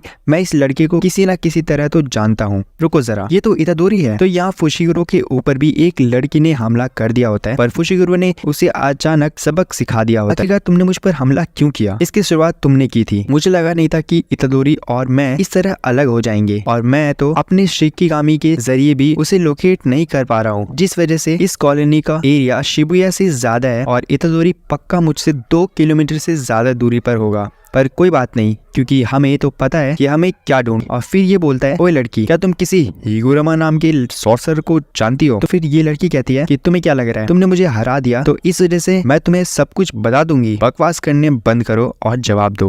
और वो बोलती है ठीक है मैं बताती हूँ, क्योंकि हिकुरुमा वही बंदा है जिसके पास 100 पॉइंट्स है, तो शायद मुझे पता है कि वो कहाँ पर है। वैसे मैं तुम्हें बता सकती हूँ, पर इसके बदले में तुम्हें मेरा ये काम करना पड़ेगा। फुशिगुरो कहता है जल्दी बताओ कि आखिरकार मुझे करना क्या है, और वो बोलती है तुम्हें मेरा नाइट बनना पड़ेगा। वो बोलता है ठीक है, और फिर फुशिगुरो कहता है ठीक है तो चलो अब जल्दी से आगे बढ़ो और मुझे रास्ता दिखाओ। और ये कहती है कि एक नाइट के तौर पर तुम्हें मुझे प्रोटेक्ट भी करना पड़ेगा, अगर तुम सच कह रही हो तो मैं तुम्हें जरूर प्रोटेक्ट करूंगा। तो यहाँ इतादोरी हाबा के ऊपर पत्थर फेंक रहा होता है और वो अपने बालों से बने प्रोपेलर की मदद से उस हमले से बच पा रहा होता है, जिस वजह से इतादोरी कूद कर उसकी टांग पर लटक जाता है और उसे सीधा बिल्डिंग में दे मारता है। और इससे हाबा को रियलाइज होता है कि इतादोरी कितना ज्यादा ताकतवर है। तो हाबा अपने प्रोपेलर से इतादोरी के ऊपर हमला कर देता है, पर इतादोरी उसके हमले से बच के उससे दूर चला जाता है। मुझे तो लगा था कि ऊपर रहने में इससे एडवांटेज है, पर ये तो सिर्फ सिर्फ अपने प्रोपेलर से ही हमला कर सकता है, जिस वजह से इसे मुझ पर हमला करने के लिए नीचे आना ही पड़ेगा। तो इसलिए मैं इसे अब अंदर ले जाऊंगा। तो इसे क्या लगता है कि ये अंदर जाके मेरे प्रोपेलर से बच सकता है, पर इसे नहीं पता कि मैं अपने प्रोपेलर की लेंथ और एंगल को एडजस्ट कर सकता हूँ और इसकी रोटेशनल स्पीड और टफनेस को इंक्रीज कर सकता हूँ, जिस वजह से ये नहीं बच सकता। और मेरा प्रोपेलर तो स्टील रॉड्स को भी काट सकता है। हवा अपने प्रोपेलर की मदद से अंदर सब कुछ काटते हुए इतादोरी की तरफ जा रहा होता है और इतादोरी कहता है तो ये मेरी तरफ आ रहा है। जिस एयरप्लेन वुमेन ने मुझ पर हमला किया था वो इतनी टफ थी कि वो मुझे बिल्डिंग के आर पार कर सकती थी, पर एक मामूली से पत्थर ने उसे हरा दिया। तो मुझे पूरा यकीन है कि इनके हेयर्स इनकी कर्स टेक्निक के लिए जरूरी है, तो इसलिए इनकी बॉडी के लोअर पार्ट्स कमजोर है और ये शायद बाइंडिंग वर्क की वजह से है। पर चाहे इसका प्रोपेलर जितना भी मर्जी टफ हो, पर हेड हमेशा वीक स्पॉट रहता है, जिसका मतलब अगर मैं इसके सर के ऊपर मारूं तो मैं इसे हरा सकता हूँ। फिर इतादोरी हावा के सर पर एक जोरदार मुक्का मारता है, जिससे कि हावा के सिर से खून निकलने लगता है। तब हावा को लगता है कि उसके सर पर पंच मारने की वजह से इतादोरी के हाथ टूट चुके हैं, क्योंकि उसके हाथ से खून निकल रहा होता है और उसे लगता है कि वो फाइट जीत चुका है। पर तभी इतादोरी उसे एक जोरदार लात मारता है और इतादोरी बोलता है मेरा हाथ अभी भी टूटा नहीं है, पर हाँ मुझे हिगुरमा नाम के सॉर्सरर के बारे में पूछना भी है। रुको जरा, ये तो बेहोश हो गया। तब अमाई कहता है इतादोरी मुझे हिगुरमा नाम के प्लेयर के बारे में पता है, तो कैसे हो, क्या तुम्हें याद है, क्या तुम्हें मैं याद हूँ? तो इतादोरी सोचता है आखिरकार इसे मेरा नाम कैसे पता है, आखिरकार तुम कौन हो, क्या हम दोनों एक दूसरे को सच में जानते हैं? तो अमाई को एहसास हो जाता है कि इतादोरी ने उसे नहीं पहचाना, जिस वजह से अमाई उसे बताता है कि वो उसे जूनियर हाई से जानता है, जहाँ पर इतादोरी बेस्ट जूनियर हाई का टाइगर कहलाता था, जिस वजह से इतादोरी को रियलाइज होता है कि वो उसके होम टाउन से है। तो यहाँ फुशिगुरो रेमी से पूछ रहा होता है कि क्या वो किसी पुराने सॉर्सरर की रीइंकार्नेशन है, जिसके लिए रेमी मना कर देती है। ऐसी बात है तो आखिरकार तुम यहाँ पर लड़ क्यों रही हो? जो नॉन सॉर्सरर्स खेलना नहीं चाहते थे उन्हें कॉलोनी से बाहर निकलने का मौका दिया गया था, पर हम सॉर्सरर्स को यह मौका नहीं दिया गया और जो लोग कॉलोनी के स्टार्ट से यहाँ पर हैं उन्हें यहाँ पर कलिंग गेम में 12 दिन हो चुके हैं। तो इसलिए मैं ये इसलिए नहीं कर रही क्योंकि मैं ये करना चाहती हूँ, बल्कि मैं ये इसलिए कर रही हूँ ताकि मैं बच सकूँ, क्योंकि यहाँ एक ही रूल है कि या तो मारो या फिर मर जाओ। रुको जरा, कम से कम ये तो बताओ कि हम जा कहाँ रहे हैं, क्योंकि अगर तुम वहां तक पहुंचने से पहले मर गई तो आखिरकार मुझे वहां तक कौन पहुंचाएगा? तब यहाँ अमाई भी इतादोरी को हिगुरोमा की तरफ लेकर जा रहा होता है और हमें पता चलता है कि अमाई ने हानियो और हाबा की टीम इसलिए ज्वाइन की होती है क्योंकि वो थोड़ा डरपोक इंसान होता है, जिसे लग रहा होता है कि अगर वो अकेला रहेगा तो वो मर जाएगा। तो इतादोरी अमाई से हिगुरोमा के बारे में पूछने लगता है और फुशिगुरो ने भी रेमी से यही सवाल पूछा होता है, जिस वजह से वो दोनों उन दोनों को बताते हैं कि स्ट्रॉन्ग लोग वहाँ पर हैं जहाँ पर खाने की सप्लाई ज्यादा है, जिस वजह से हिगुरोमा इस टाइम इके बुकोरो शिंजुकू में होता है, जिस वजह से इतादोरी और फुशिगुरो वहाँ जाने के लिए तैयार हो जाते हैं और उन्हें पूरा भरोसा होता है कि वो वहाँ जाकर एक दूसरे से जरूर मिलेंगे। लेकिन ये दोनों यूजी और फुशिगुरो को अलग अलग जगह लेकर जा रहे होते हैं। इसका मतलब इन दोनों में से कोई एक तो झूठ बोल रहा है। और हम एक बंदे को देखते हैं जो कि एक जगह पे बैठा हुआ होता है और सोच रहा होता है कि पता नहीं कब वो सब नए बंदे को लेकर आएंगे, मतलब कि मुझे काफी ज्यादा बेचैनी हो रही है। और इसके बाद हमें पास्ट का सीन दिखाया जाता है जहाँ पे कुछ बंदे मिलके एक बंदे को बुली कर रहे होते हैं और एक जो बंदा होता है उसको उन बुली के साथ रहने का बिल्कुल भी मन नहीं करता, लेकिन उनके पास कोई और ऑप्शन भी नहीं होता है और वो सोचता है कि अगर मैं इनके साथ नहीं रहूंगा तो आगे जाके ये मुझे भी बुली कर सकते हैं और सोचता है कि कभी कुछ अच्छा हो जाए। और सच में उनके साथ कभी कभार अच्छा भी हो जाया करता था। और वहाँ पे एक और बंदा था जिसको ये सब काम बिल्कुल भी पसंद नहीं था और वो किसी और स्कूल से आया था और वो चाहता था कि ये सब शांत हो जाए। और ये जो सारी हरकतें थी वो जूनियर हाई स्कूल के एक लड़के का था और वो कौन हो सकता है? वो है अपना इतादोरी, और कौन ही हो सकता है। और इतादोरी उन सभी को रुकने के लिए बोलता है, लेकिन कोई भी उसकी बातें नहीं मानता और इस बात पे सब लोग इतादोरी के ऊपर चढ़ने लगते हैं और सोचने लगते हैं कि आखिर ये बंदा हमसे ऐसे बदतमीजी कैसे कर सकता है। और सब इतादोरी को मारने के लिए आ रहे होते हैं, लेकिन इतादोरी काफी आसानी से उन सब को शांत कर देता है। और ये चीजें देख के रेन वहाँ पे काफी ज्यादा हैरान हो जाता है और सोचता है कि भाई सच में ये काफी कमाल का बंदा है। और वो बंदा काफी ज्यादा डर गया था और इतादोरी भी काफी बुरी तरीके से बोलने लगता है कि अब तू मुझे बता कि मैं तेरा क्या करूं। और रेन वहाँ पे काफी ज्यादा डरा हुआ था और इसके शक्ल से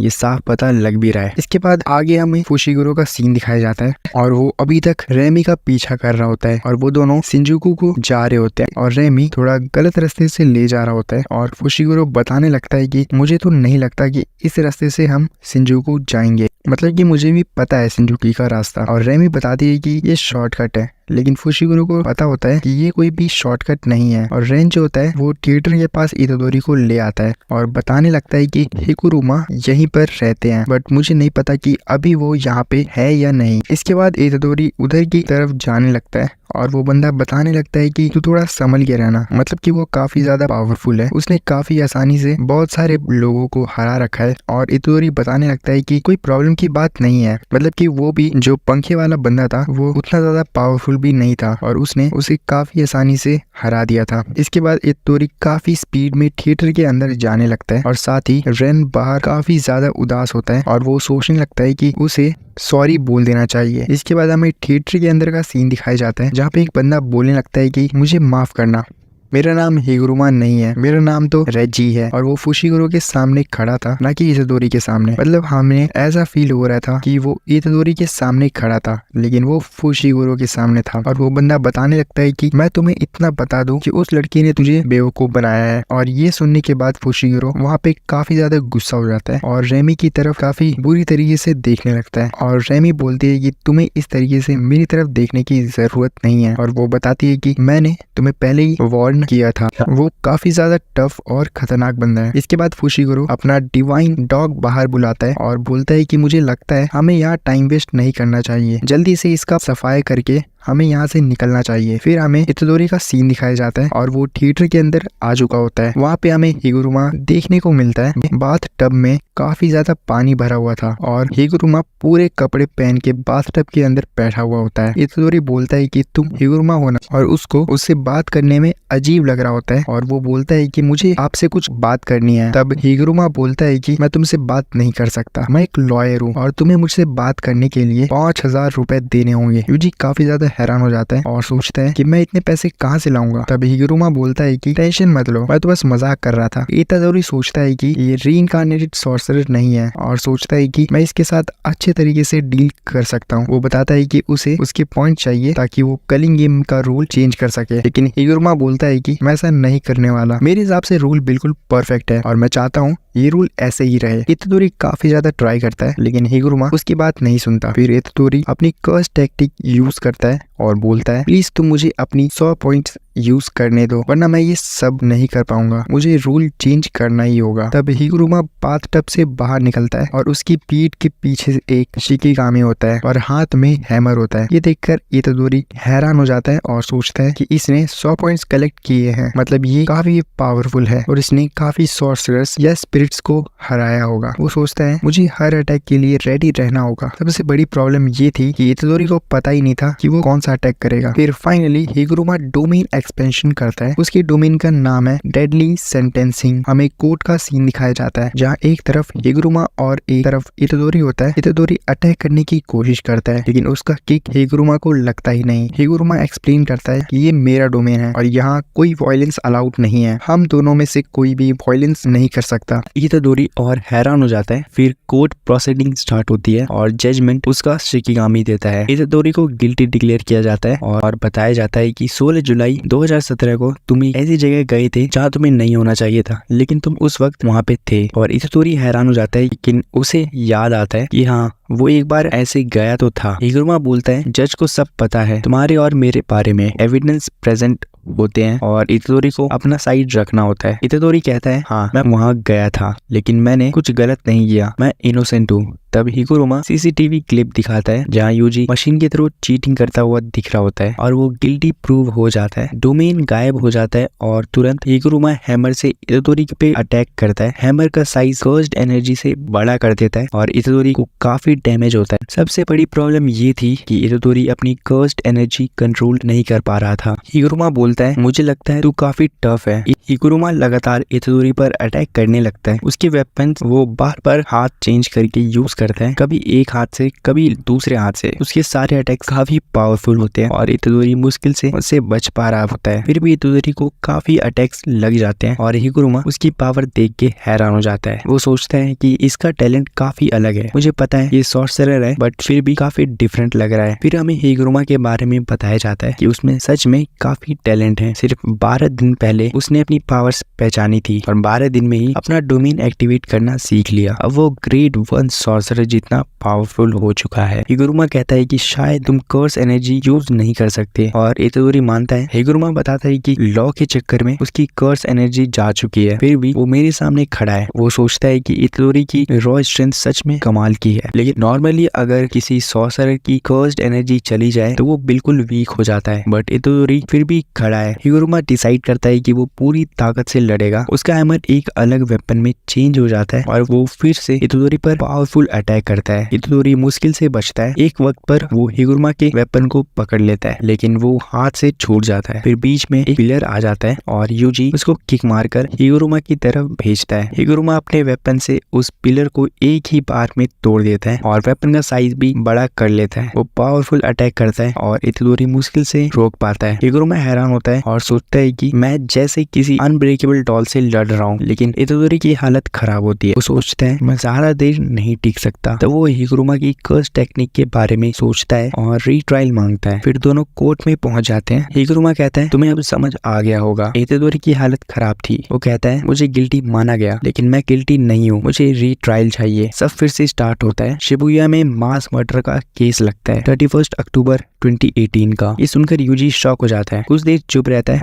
और फिर कहता है हाँ मैंने किया था, मैं डिनाई नहीं करूंगा। हिगुरुमा हैरान हो जाता है। जजमेंट उसको गिल्टी डिक्लेयर करता है और डेथ पेनल्टी देता है। हिगुरुमा का हैमर एग्जीक्यूशनर स्वॉर्ड में चेंज हो जाता है। इस स्वॉर्ड का नाम इंपॉर्टेंट है, अगर इस स्वॉर्ड का हल्का सा भी कट लग जाए तो इंसान का काम तमाम हो जाता है। हिगुरुमा चिल्लाता है कि तुमने गिल्टी क्यों माना जब मुझे पता है कि तुमने नहीं किया। एविडेंस में दिखा कि तुम्हारे अंदर के सुकुना ने किया था। इतोदोरी कहता है फिर भी मेरी गलती है, मैं कंट्रोल नहीं कर पाया। फाइट फिर से स्टार्ट होती है। इतोदोरी चीजें फेंकता है, कपड़े उतार देता है ताकि डिस्ट्रैक्शन हो और पीछे से अटैक करता है। दोनों फाइट करते हैं। हिगुरुमा गुस्से और उदासी में वो कहता है तुम्हारी गलती नहीं है, सुकुना की है। इतोदोरी कहता है मैं वहाँ पे वीक था। हिगुरुमा अपनी टेक्निक बंद कर देता है और दोनों सामने बैठते हैं। हिगुरुमा पूछता है क्या तुमने कभी अपनी मर्जी से किसी को मारा है? इतोदोरी हाँ कहता है। हमें हिगुरुमा का पास्ट दिखाया जाता है जहाँ उसने एक जज को मारा था। फिर हिगुरुमा कुगाने को बुलाकर एक नया रूल ऐड करता है जिसमें प्लेयर्स अपने पॉइंट्स दूसरे प्लेयर को ट्रांसफर कर सकते हैं। रूल अप्रूव हो जाता है। हिगुरुमा अपने पॉइंट्स इतोदोरी को दे देता है। इतोदोरी उसे साथ चलने को कहता है, लेकिन हिगुरुमा मना कर देता है और कहता है कि अगर मैं तुम्हारे साथ रहा तो मैं खुद से और नफरत करूंगा। वो गुड बाय बोलकर वहां से चला जाता है और सीन शिफ्ट होता है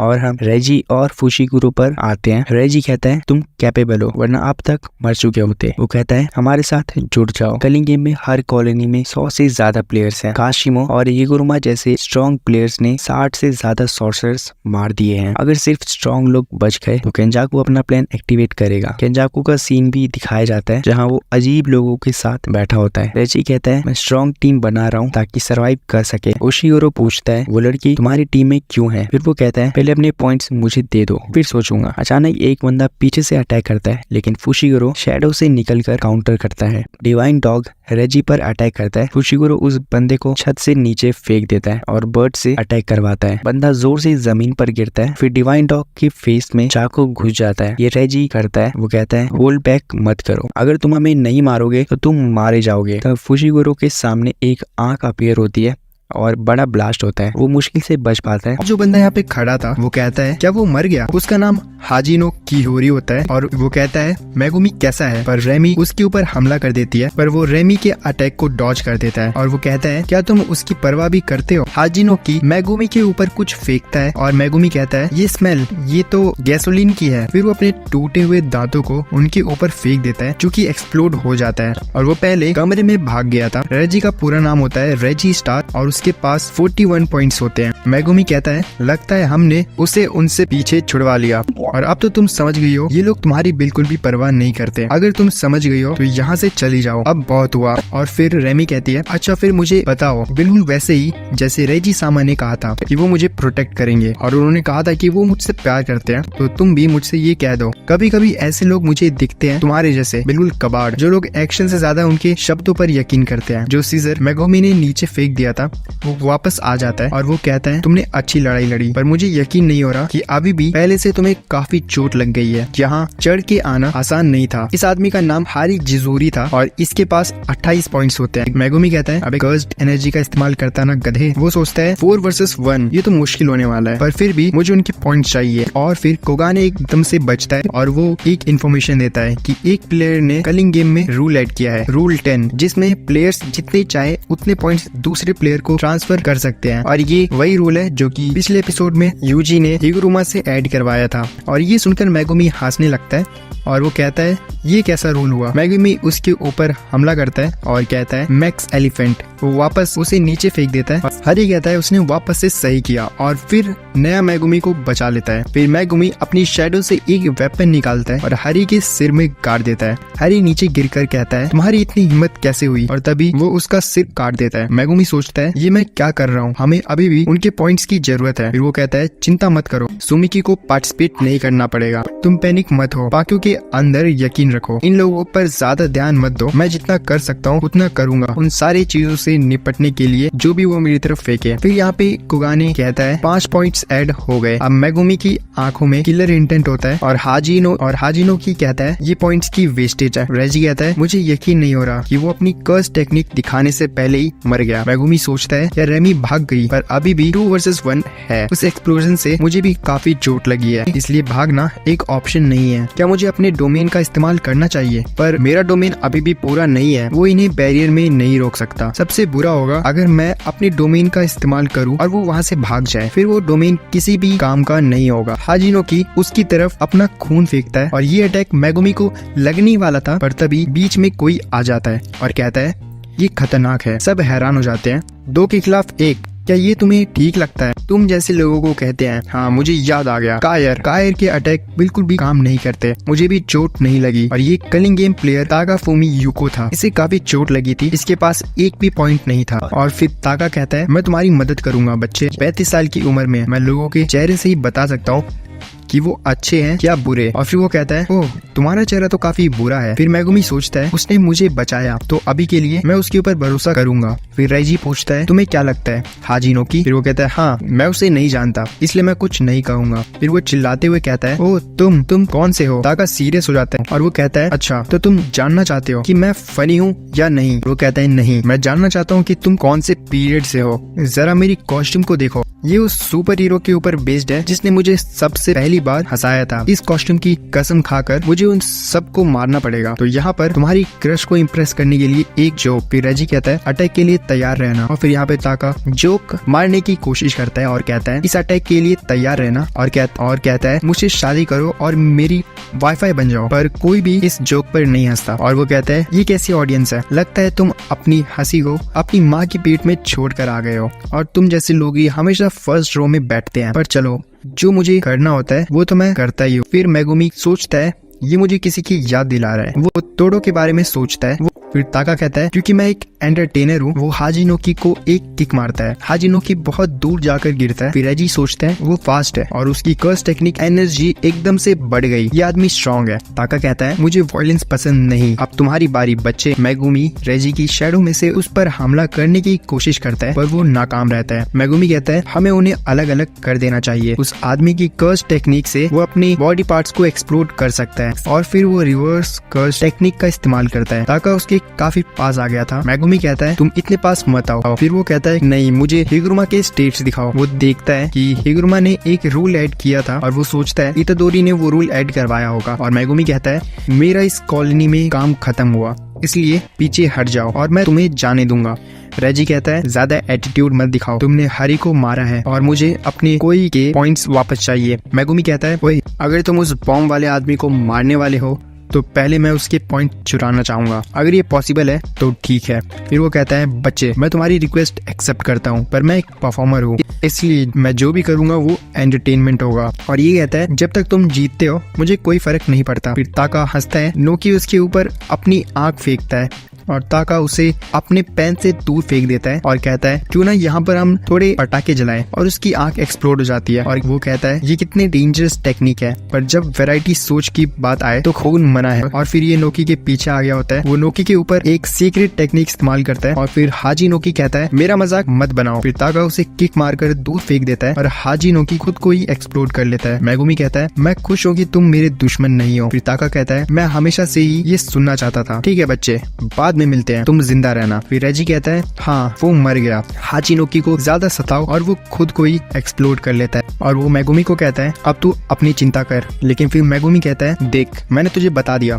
कि जो मेरा मोटिव था यहाँ आने का वो अब कंप्लीट हो चुका है, तो तू मुझे यहाँ से जाने दे। अगर नहीं जाने देगा तो अब तो वैसे भी मैं होल्ड बैक नहीं करूंगा और मैं फाइट करने के लिए बिल्कुल तैयार हूँ। और रेजी और फुशिगुरो लड़ना स्टार्ट कर देते हैं और फुशिगुरो अपनी मैक्स एलिफेंट से रेजी पर हमला कर देता है जिससे कि रेजी बच जाता है और फुशिगुरो दूसरी तरफ से रेजी के ऊपर हमला कर देता है। तभी रेजी उसके ऊपर जाल फेंक देता है जिसके अंदर फुशिगुरो अपने रैबिट्स को भेजकर खुद बच जाता है। पर रेजी बहुत सारी नाइफ से फुशिगुरो के ऊपर हमला कर देता है, पर फुशिगुरो अपने ब्लेड और रैबिट शिकिगामी की मदद से उससे बच जाता है और वो कहता है ये रैबिट शिकिगामी बाकी सबसे अलग है क्योंकि चाहे मैं जितनी मर्जी रैबिट्स को मारता हूँ ये बार बार आते ही जा रहे हैं और ऊपर से इसने मेरे ऊपर पानी से हमला किया था। तो तुम मेरी कर्स टेक्निक के बारे में समझ चुके हो, पर वाटर को मेरी कर्स टेक्निक के अगेंस्ट यूज करना कुछ ज्यादा ही सिंपल हो गया। तुम वो चीजों को सर्च कर देते हो जो कि तुमने चिट पर लिखी होती है या फिर कुछ ऐसा ही। वैसे इसे समझाना थोड़ा मुश्किल है, पर हाँ मैं कॉन्टेक्ट्स को रिक्रिएट कर सकता हूँ। जैसे कि ये देखो, रेजी की अपनी कर्स टेक्निक का इस्तेमाल करते ही वो एकदम से फ्रेश हो जाते हैं। जो चिट मैंने अभी यूज की वो एक 5 स्टार ट्रेडिशनल होटल की कुछ दिनों की वैकेशन वाली थी, जिसका मतलब अब मैं पूरी तरह से फ्रेश हो चुका हूँ क्योंकि मैंने अपनी कर्स टेक्निक की मदद से 2 दिन आराम से हॉट स्प्रिंग में बिताए हैं। पर तुम तो अभी अभी काफी ज्यादा जख्मी हो और तुमने बहुत सारे शिकिगामीज का भी इस्तेमाल कर लिया है, जिसका मतलब तुम बहुत ज्यादा थक चुके होगे। तुम बहुत जल्दी अपनी शिकिगामीज को शफल कर सकते हो, पर शायद वो एक बार अगर इंजर्ड हो जाए तो तुम कुछ टाइम के लिए उनका इस्तेमाल नहीं कर सकते, जिस वजह से तुम कुछ लिमिटेड चीजें ही कर सकते हो। और ऊपर से हमारे पास एक दूसरे के खिलाफ कोई खतरनाक मूव भी नहीं है, जिस वजह से तुम मुझे मार तो सकते ही नहीं हो। और वो कहता है तुमने सही कहा, तो इसलिए मैं यहाँ से भागूंगा। तब फुशिगुरो अपने बर्ड शिकिगामी की मदद से वहाँ से उड़ने लगता है, पर रेजी उसके पीछे ड्रोन छोड़ देता है और एक स्कूटर बुलाकर गाना गाते हुए उसका पीछा करने लगता है। तब यहाँ फुशिगुरो एक जिम में घुस जाता है और रेजी भी अपने ड्रोन्स की मदद से वहाँ पर पहुँच जाता है और वो कहता है क्या ये मुझसे भागकर यहाँ पर आया है या फिर ये मुझे जानबूझकर अंदर बुलाना चाहता था। वैसे तो मैं इसे भगा भगा कर थका सकता हूँ, पर मैं इसका और पीछा नहीं करना चाहता। तब फुशिगुरो उस जिम को देखकर बहुत खुश होता है क्योंकि वो जगह वैसे ही होती है जैसे कि उसने इमेजिन की होती है। और तभी वहाँ पर रेजी आ जाता है और फुशिगुरो से पूछने लगता है कि आखिरकार वो प्लान क्या कर रहा है, जिस वजह से फुशिगुरो भी कहने लगता है कि रेजी भी पक्का कुछ प्लान कर रहा है। और रेजी उसे बताता है कि ऐसा हो भी सकता है क्योंकि सॉर्सरर्स धोखेबाज होते हैं।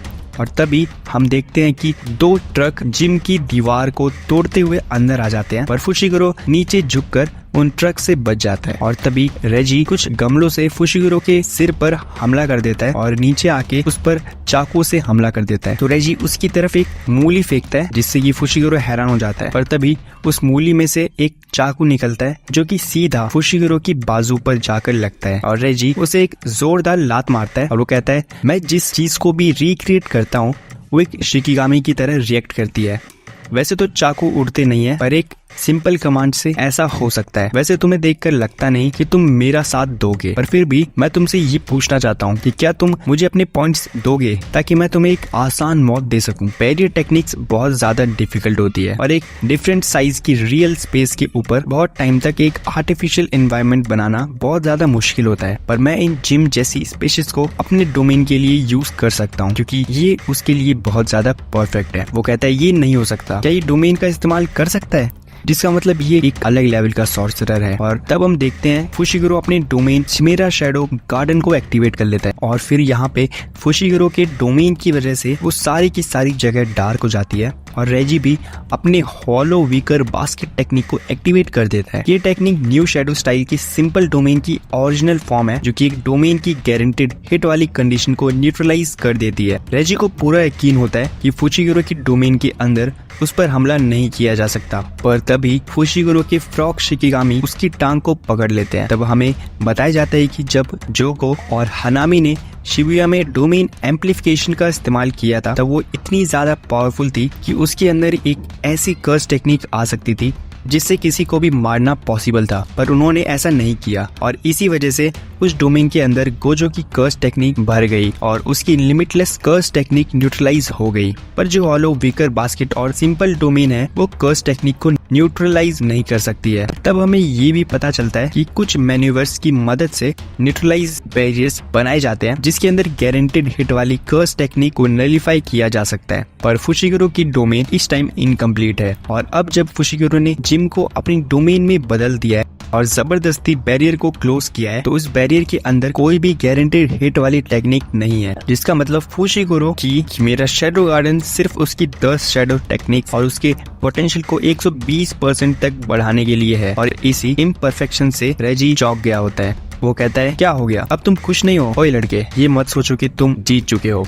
तब फुशिगुरो लगातार रेजी के ऊपर हमला करना स्टार्ट कर देता है। रेजी अपने चाकुओं की मदद से फुशिगुरो के फ्रॉग शिकिगामी की जीभों को काट देता है, जिससे कि वो उनसे आजाद हो जाता है और अपनी तलवार को बाहर निकाल लेता है। पर तभी फुशिगुरो उसे उठाकर नीचे पटक देता है और उसके ऊपर तलवार से हमला कर देता है, पर रेजी उसकी तलवार को रोक लेता है और तभी दूसरा फुशिगुरो आकर उसे कोनी मार देता है और वो कहता है, अब मुझे समझ में आ गया है कि इसके क्लोन्स और शिकिगामी मुझे मारने से पहले फिजिकल फॉर्म ले लेते हैं। तो इसका मतलब इस बैरियर के अंदर गारंटेड हिट जैसा कुछ भी नहीं है। इसके अंदर कर्स टेक्निक के फंक्शंस इंक्रीज हो गए हैं। इस वजह से ये डोमेन बहुत कमाल की हो गई है और ये गारंटेड हिट वाली डोमेन से बहुत ज्यादा खतरनाक है। अगर इसने यहाँ पर अपने एलिफेंट को बुला लिया और मुझ पर पानी छिड़क दिया तो मैं सिर्फ कुछ लिमिटेड चीजें ही कर पाऊंगा और हार जाऊंगा, पर मैं ऐसा होने नहीं दे सकता। रेजी अपने आसपास चिट्स को फेंकने लगता है जिसका फुशिगुरो को भी एहसास हो जाता है और वो अपने बर्ड शिकिगामी को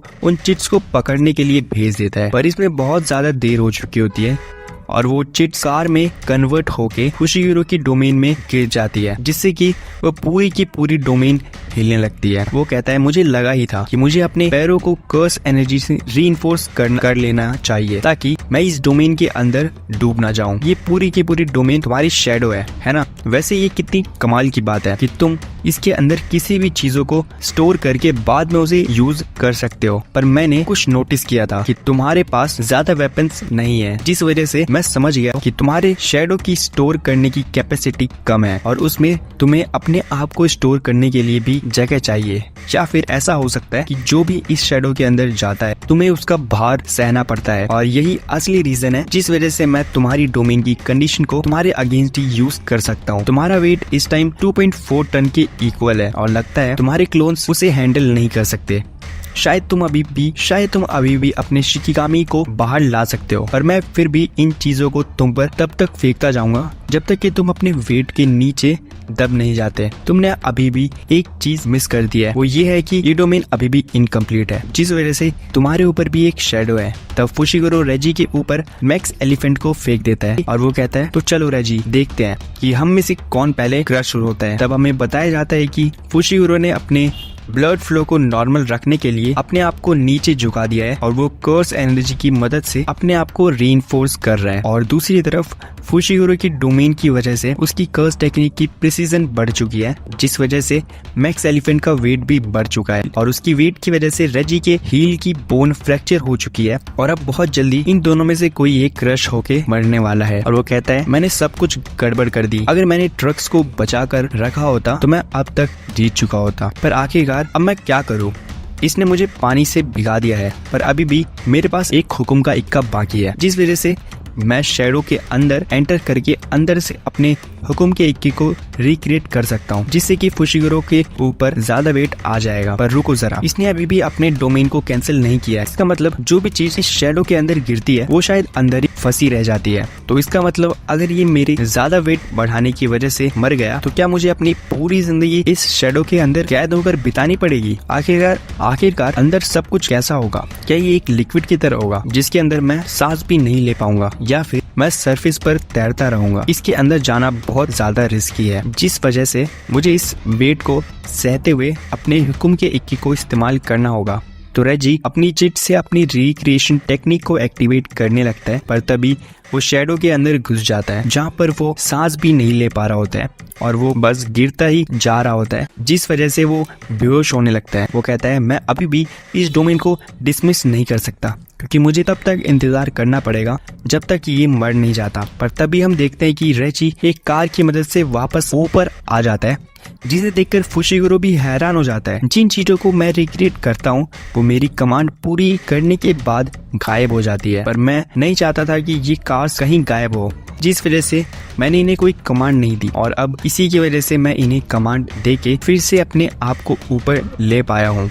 और अब जब ये कार गायब हो गई है तो तुम्हारे ऊपर भी इसका वजन नहीं आ रहा है, पर मुझे इस बात की खुशी है कि मैं बच गया हूँ। मैं ये एडमिट करता हूँ कि तुम ताकतवर हो, पर मैं तुम्हें बता दूं कि मैं तुमसे ज्यादा ताकतवर हूँ। तो रेजी अपने हुक्म के इक्की का इस्तेमाल करके वहाँ पर एक पूरे के पूरे घर को बुला लेता है जिसका वेट 30 टन के बराबर होता है और वो इसके जरिए फुशिगुरो को पूरी तरह से मारना चाह रहा होता है। पर तभी अचानक से वो लोग पानी के अंदर चले जाते हैं। वो कहता है आखिर ये क्या हुआ? क्या मैं दोबारा से शैडो के अंदर घुस गया? पर नहीं, ये तो असली पानी है। आखिरकार मुझे इतना हैवी महसूस क्यों हो रहा है? क्या ये लड़का मेरा गला घोट रहा है? आखिरकार ये इतना ज्यादा स्ट्रॉन्ग कैसे है? वो कहता है नहीं, ये इस वजह से है क्योंकि इसकी शैडो के अंदर अभी भी वो 2 कार्स है, जिस वजह से इसका वेट बढ़ गया है। इस टाइम तो मैं सच में डूब रहा हूँ, जिस वजह से अब मुझे अपनी रिक्रिएशन टेक्निक को हटाना ही पड़ेगा। रेजी की टेक्निक खत्म होते ही वो दोनों पानी के बाहर आ जाते हैं। रेजी को पता चलता है कि वो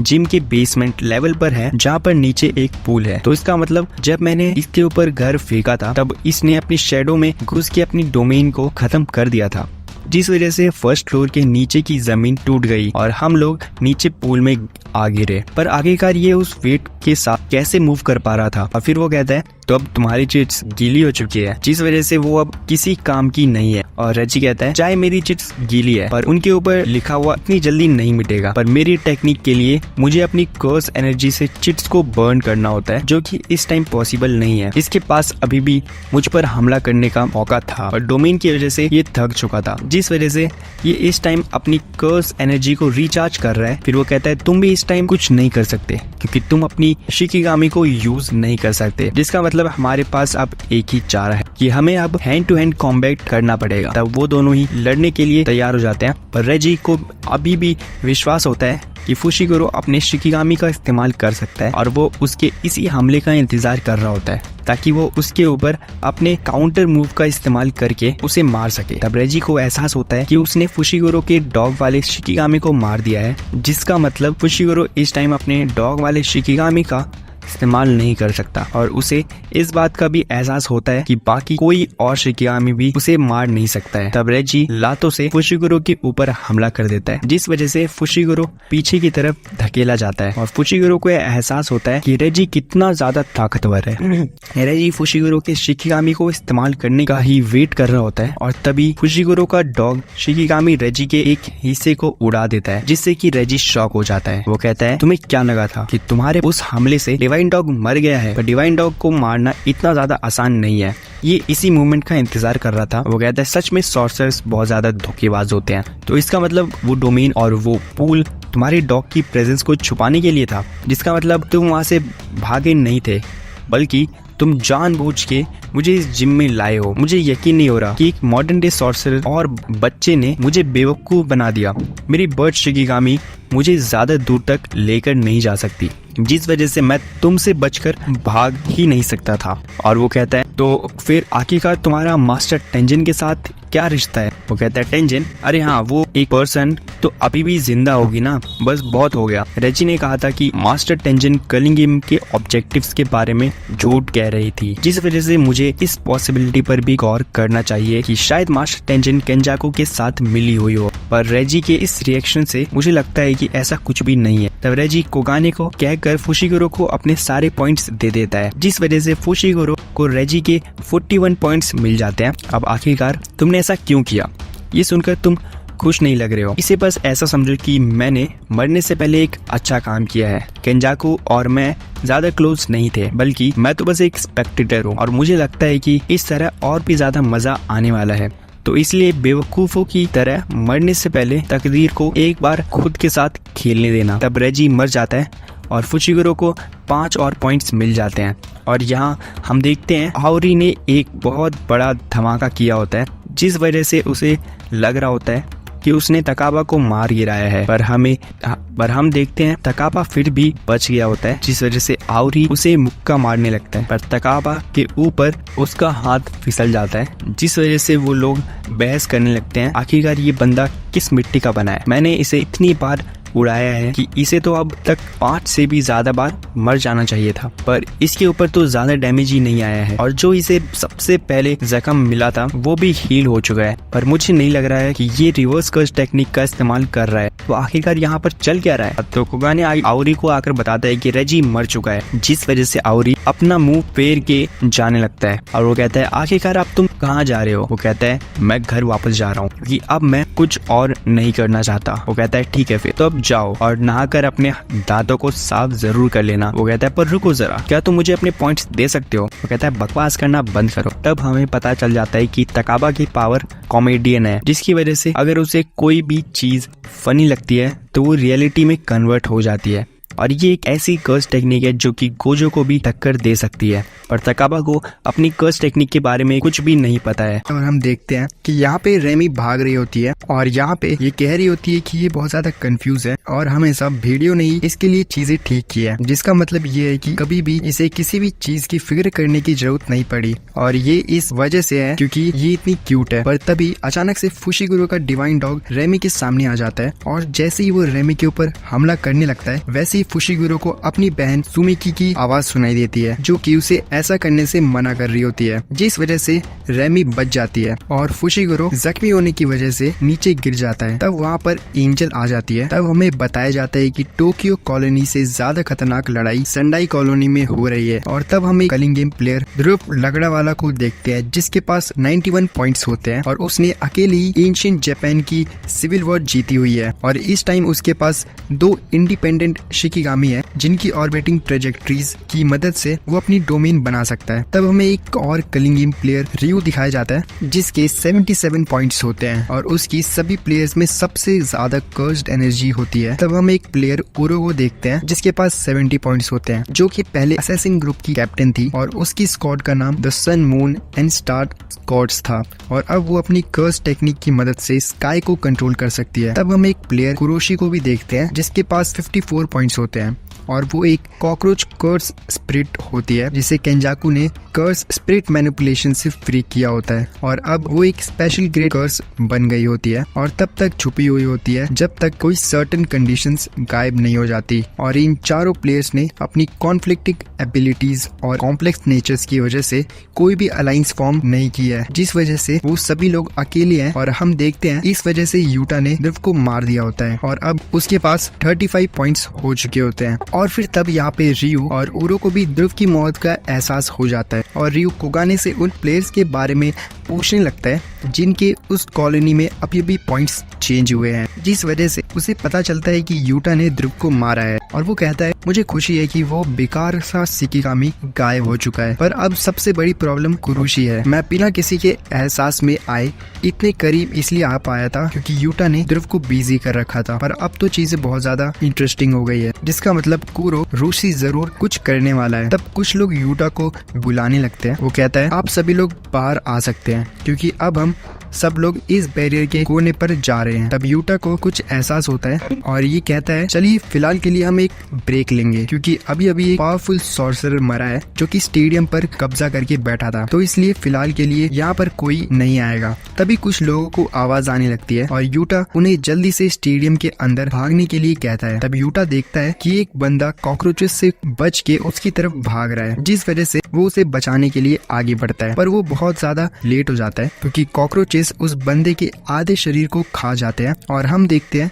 उस बंदे के शरीर में से बचे हुए कॉकरोचेस यूटा पर हमला कर देते हैं। और वो कहता है कि ये असली कॉकरोचेस हैं क्योंकि इनमें तो कर्स एनर्जी है और ये तो रीइंफोर्स्ड भी है। वैसे सिंगल कॉकरोच मेरा कुछ नहीं बिगाड़ सकता, पर अगर इतने सारे कॉकरोचेस एक साथ आ जाएंगे तो मेरे लिए ये बहुत बड़ी प्रॉब्लम है। तभी यूटा देखता है कि कॉकरोचेस उन लोगों के पीछे जा रहा है जो स्टेडियम में भाग रहे थे, जिस वजह से यूटा रिका को बोलकर स्टेडियम के अंदर जाने वाले रास्ते को तोड़वा देता है ताकि कॉकरोचेस स्टेडियम के अंदर ना जा सके, और वो उसके बाद उन पर हमला करके उन्हें खत्म कर देता है। तो यूटा की पावर को देखकर कुरो और रियू हैरान हो जाते हैं। यूटा की कर्स एनर्जी तो सच में बहुत ज्यादा कमाल की है और ये कहता है रुको जरा, क्या इसने शिकिगामी का इस्तेमाल किया है? ये तो बहुत ज्यादा ताकतवर है। तभी इसने दिव को मार दिया, पर ये कुरो रोशी सच में बहुत ज्यादा गंदा है। तब यूटा के सामने उन कॉकरोचेस को कंट्रोल करने वाला कर्स स्पिरिट आ जाता है, जिस वजह से वो कुगाने से पूछने लगता है कि क्या ये एक प्लेयर है, जिस बात पर कुगाने हाँ कहता है और उसका नाम कुरो रोशी बताता है। तब हमें पता चलता है कि कुरो रोशी इतने टाइम से इसलिए शांत बैठा हुआ था क्योंकि ध्रुव उसके लिए बहुत बुरा अपोनेंट था, पर अब जब वो हट गया है तो उसकी एंडलेस भूख की वजह से वो बहुत ज्यादा भूखा है, और क्योंकि यूटा ने उसके मील को इंटरप्ट किया है तो अब वो यूटा को खाने के लिए आया है और ये कहता है तो क्या अब एक कर्स स्पिरिट भी प्लेयर बन सकता है? यहाँ पर रिसोर्सेज फाइनाइट है तो इसलिए हमें एक ऐसा रूल ऐड करवाना पड़ेगा जिससे कि हम कॉलोनी के अंदर बाहर जा सके। पर ध्रुव और कुरो रोशी जैसे प्लेयर्स बड़े बड़े अटैक से लोगों पर हमला कर सकते हैं, तो इसलिए इनका बैरियर छोड़कर जाना सही नहीं रहेगा। बाकी कॉलोनीज में भी इनके जैसे और प्लेयर्स होंगे, तो इसलिए हम इन्हें तब तक यहाँ से निकलने नहीं दे सकते जब तक हम इन्हें खत्म नहीं कर देते। तो इसलिए कॉलोनीज के बीच में कम्युनिकेशन बहुत ज्यादा इंपॉर्टेंट है। जो 2 रूल फुशिगुरो ने बताए थे उसके अलावा हमें मीन्स ऑफ कम्युनिकेशन और कॉलोनीज के बीच में आने जाने वाले रूल को ऐड करना होगा, जिस वजह से अब हमारे पास 4 रूल ऐड करने के लिए हैं। शिबुया की वजह से सभी लोग पहले ही थक गए हैं और फिजिकली और इमोशनली भी वो अपनी लिमिट्स तक पहुंच चुके हैं, तो इसलिए सेंसे मैं आपको फिर से अपने बेस्ट फ्रेंड को नहीं मारने दूंगा, और इस वजह से कि गेटो को मैं अपने हाथों से मार के अकेली 400 पॉइंट्स को इकट्ठा करूंगा। तो यूटा कुरुशी के साथ लड़ने के लिए तैयार हो जाता है और कुरो रोशी भी पेस्टिंग लाइफ स्वॉर्ड निकाल लेता है, जो कि एक ऐसा एन्चेंटेड ब्लेड होता है जो लाइफ और डेथ को मिक्स करता है। यूटा कुरो ऋषि का ब्लेड वाला हाथ काट देता है और उसे अपनी तलवार से एक पत्थर में अटका देता है ताकि वो फ्रीली कुरो ऋषि पर हमला कर सके। तब यूटा कुरो ऋषि को मार कर दूर फेंक देता है और अपनी तलवार उठा के उसका पीछा करने लगता है और सीधा उसके ऊपर हमला कर देता है। तब कुरो ऋषि अपने हाथ से यूटा के हमले को रोक देता है और वहाँ पर बहुत सारे कॉकरोचेस आ जाते हैं, जिस वजह से वो यूटा के चंगुल से बच जाता है। और वो कहता है मुझे ऐसा महसूस हो रहा है जैसे कोई मुझे देख रहा है, और ये पक्का वही 2 सॉर्सरर्स होंगे जिनका सबसे ज्यादा हाईएस्ट पॉइंट है। कुरो ऋषि एक कर्स स्पिरिट है और जैसे मैंने इतादोरी के साथ किया था वैसे ही मैं इसकी बॉडी के अंदर रिवर्स कर्स टेक्निक से पॉजिटिव एनर्जी डाल सकता हूँ, जिससे कि मैं इसे एक्सरसाइज कर सकता हूँ। पर मैं ये नहीं चाहता हूँ कि बाकी 2 प्लेयर्स को भी पता चले कि मैं रिवर्स कर्स टेक्निक का इस्तेमाल कर सकता हूँ। और अभी रिका भी स्टेडियम में सभी को बचा रही है, जिस वजह से मुझे कुरो ऋषि को बिना रिवर्स कर्स टेक्निक और रिका के हराना होगा। और फिर ये कहता है आखिरकार तुम बीच में दखल क्यों दे रहे हो और आखिरकार तुम हमें क्यों मार रहे हो। और ये कहता है वो इसलिए क्योंकि मुझे आयरन का टेस्ट बहुत ज्यादा पसंद है। फिर कुरो ऋषि कुछ कॉकरोचेस को आपस में जोड़ने लगता है जिससे कि वो बड़े इंसेक्ट बना लेता है और कॉकरोचेस की मदद से यूटा पर हमला कर देता है। पर यूटा पानी में अपनी तलवार मार के उन कॉकरोचेस से बच जाता है, पर तभी वो बड़े इंसेक्ट यूटा के ऊपर हमला कर देते हैं जिन्हें यूटा काट देता है। तब यूटा का ध्यान भटकने की वजह से कुरो ऋषि को उस पर हमला करने का मौका मिल जाता है, पर यूटा अपने ब्लेड से उसके ब्लेड को रोक लेता है। पर उसके ब्लेड में से कुछ चीजें निकल कर बुलेट्स की तरह यूटा के कंधे पर हमला कर देती है, जिस वजह से यूटा के कंधे में इंसेक्ट निकलने लगते हैं और यूटा अपनी तलवार की मदद से उन्हें काट देता है। पर तभी कुरो ऋषि यूटा की चेस्ट में हमला कर देता है, जिससे कि यूटा बहुत ज्यादा जख्मी हो जाता है और सभी को लगता है कि अब सब कुछ खत्म हो चुका है और कुरो ऋषि यूटा को खाने वाला है। पर तभी यूटा कुरो ऋषि को मुंह से पकड़ लेता है और उसके मुंह पर काट लेता है और कुरो ऋषि को बीच में से चीर देता है, जिससे सभी लोग हैरान हो जाते हैं और यूटा को 5 पॉइंट्स मिल जाते हैं। और वो कहता है ये तो रिवर्स कर्स टेक्निक है जो कि इसने आउटपुट के तौर पर यूज की है। यूटा ने माउथ की मदद से कुरुरोशी के हेड को ब्लास्ट किया। ये तो सच में बहुत ज्यादा खतरनाक था और अगर मैं उसकी जगह होता तो मैं ऐसा कभी नहीं कर सकता। लगता है तुम रिवर्स कर्स टेक्निक का इस्तेमाल कर सकते हो। तब यूटा उरो को अपने पास देख के हैरान हो जाते हैं और तब उरो अपनी टेक्निक से वहाँ पर एक बड़ा धमाका करती है जिससे यूटा बच जाता है, पर तभी उरो उस पर हमला कर देती है जिससे बचकर यूटा उरो पर ही हमला कर देता है। पर उरो की टेक्निक की वजह से यूटा की अटैक की शेप चेंज हो जाती है और उरो यूटा के मुंह पर एक जोरदार कोनी दे मारता है। तब उरो यूटा को मारते हुए उसे पीछे की तरफ धकेल देती है और वो कहती है मेरी आर्म तो नॉर्मल हो गई है और मुझे तो दर्द भी नहीं हो रहा। तो इसका मतलब पक्का इसकी कर्स एनर्जी स्पेस को कंट्रोल करती है, पर शायद ये अपने अपोनेंट को क्रश नहीं कर सकती है। वो कहता है हो सकता है कि ये ऐसा हो जैसे लेंस डिस्टॉर्शन क्रिएट करता है और ये कहती है मेरी कर्स टेक्निक स्काई को एक सरफेस की तरह ट्रीट करती है जैसे कि मैं अभी भी कर रही हूँ। तो ये इस तरह अपनी कर्स टेक्निक का इस्तेमाल कर सकती है। इसने जो मुझ पर हमला किया उन्होंने मेरे डिफेंस को चीर दिया था और मैं उड़ता हुआ दूर चला गया था और अगर इसमें सरफेसेस इन्वॉल्व हैं तो इसमें पक्का कोई ना कोई ट्रिक जरूर होगी। मैं तुमसे एक चीज पूछना चाहता हूँ, अगर मैं तुम्हें मार दूंगा तो तुम्हें इससे कोई दिक्कत तो नहीं है? मैं समझ सकता हूँ कि कुछ पावरलेस लोग लड़ने के लिए बहुत ज्यादा डेस्परेट होते हैं, पर तुम तो बहुत ज्यादा स्ट्रांग हो तो तुम तो पॉइंट्स कभी भी ले सकते हो। तो आखिरकार तुम लड़ना क्यों चाहते हो? ये लड़का मुझे इरिटेट कर रहा है। तो आज के सॉर्सरर्स किसी को मारना इतना कैजुअल समझते हैं। हम लोग अंडरवर्ल्ड से वापस आए हैं और अगर किसी ने अपनी फर्स्ट लाइफ बिना किसी रिग्रेट के कंप्लीट की है तो वो लोग कभी भी केंजाकू का इनविटेशन नहीं मानेंगे। कलिंग गेम्स हमारी सेकेंड लाइफ में चांसेस का फर्स्ट चैप्टर है और चाहे केंजाकू हमें रास्ता दिखा रहा है पर फिर भी कुछ हो सकता है जिस वजह से हमारे पास जितने पॉइंट्स होंगे उतना ही हमारे लिए अच्छा होगा। तब ये उससे पूछता है क्या तुम्हारे पास कोई फ्रेंड्स हैं? और वो जवाब देती है अभी तक मेरे पास कोई भी दोस्त नहीं है, पर फिर भी मैं तुम्हारे साथ सिंपैथाइज नहीं कर सकता और चाहे तुम्हें कोई रिग्रेट रहा हो फिर भी 1000 साल बाद तुम लोगों को मार कर अपना टाइम स्पेंड कर रही हो। आखिर कैसे तुम अपने लिए इतनी डेस्परेट हो सकती हो? क्या तुम फुजीवारा क्लैन से हो? और अगर ऐसा है तो आखिर तुम्हारी ब्लड लाइन में से कोई इसके बारे में कैसे जानता है? पर रियो अपनी कर्स एनर्जी से उन पर हमला कर देता है जिससे वो पूरी जगह तबाह हो जाती है पर यूटा और यूरो से उस हमले से बच जाते हैं। और इसी के साथ यहाँ पे ये वाला एपिसोड खत्म हो जाता है। तो आप लोगों को ये एपिसोड कैसा लगा नीचे कमेंट में बता देना। बाकी मिलता है अगली वीडियो, तो सब्सक्राइब कर लो।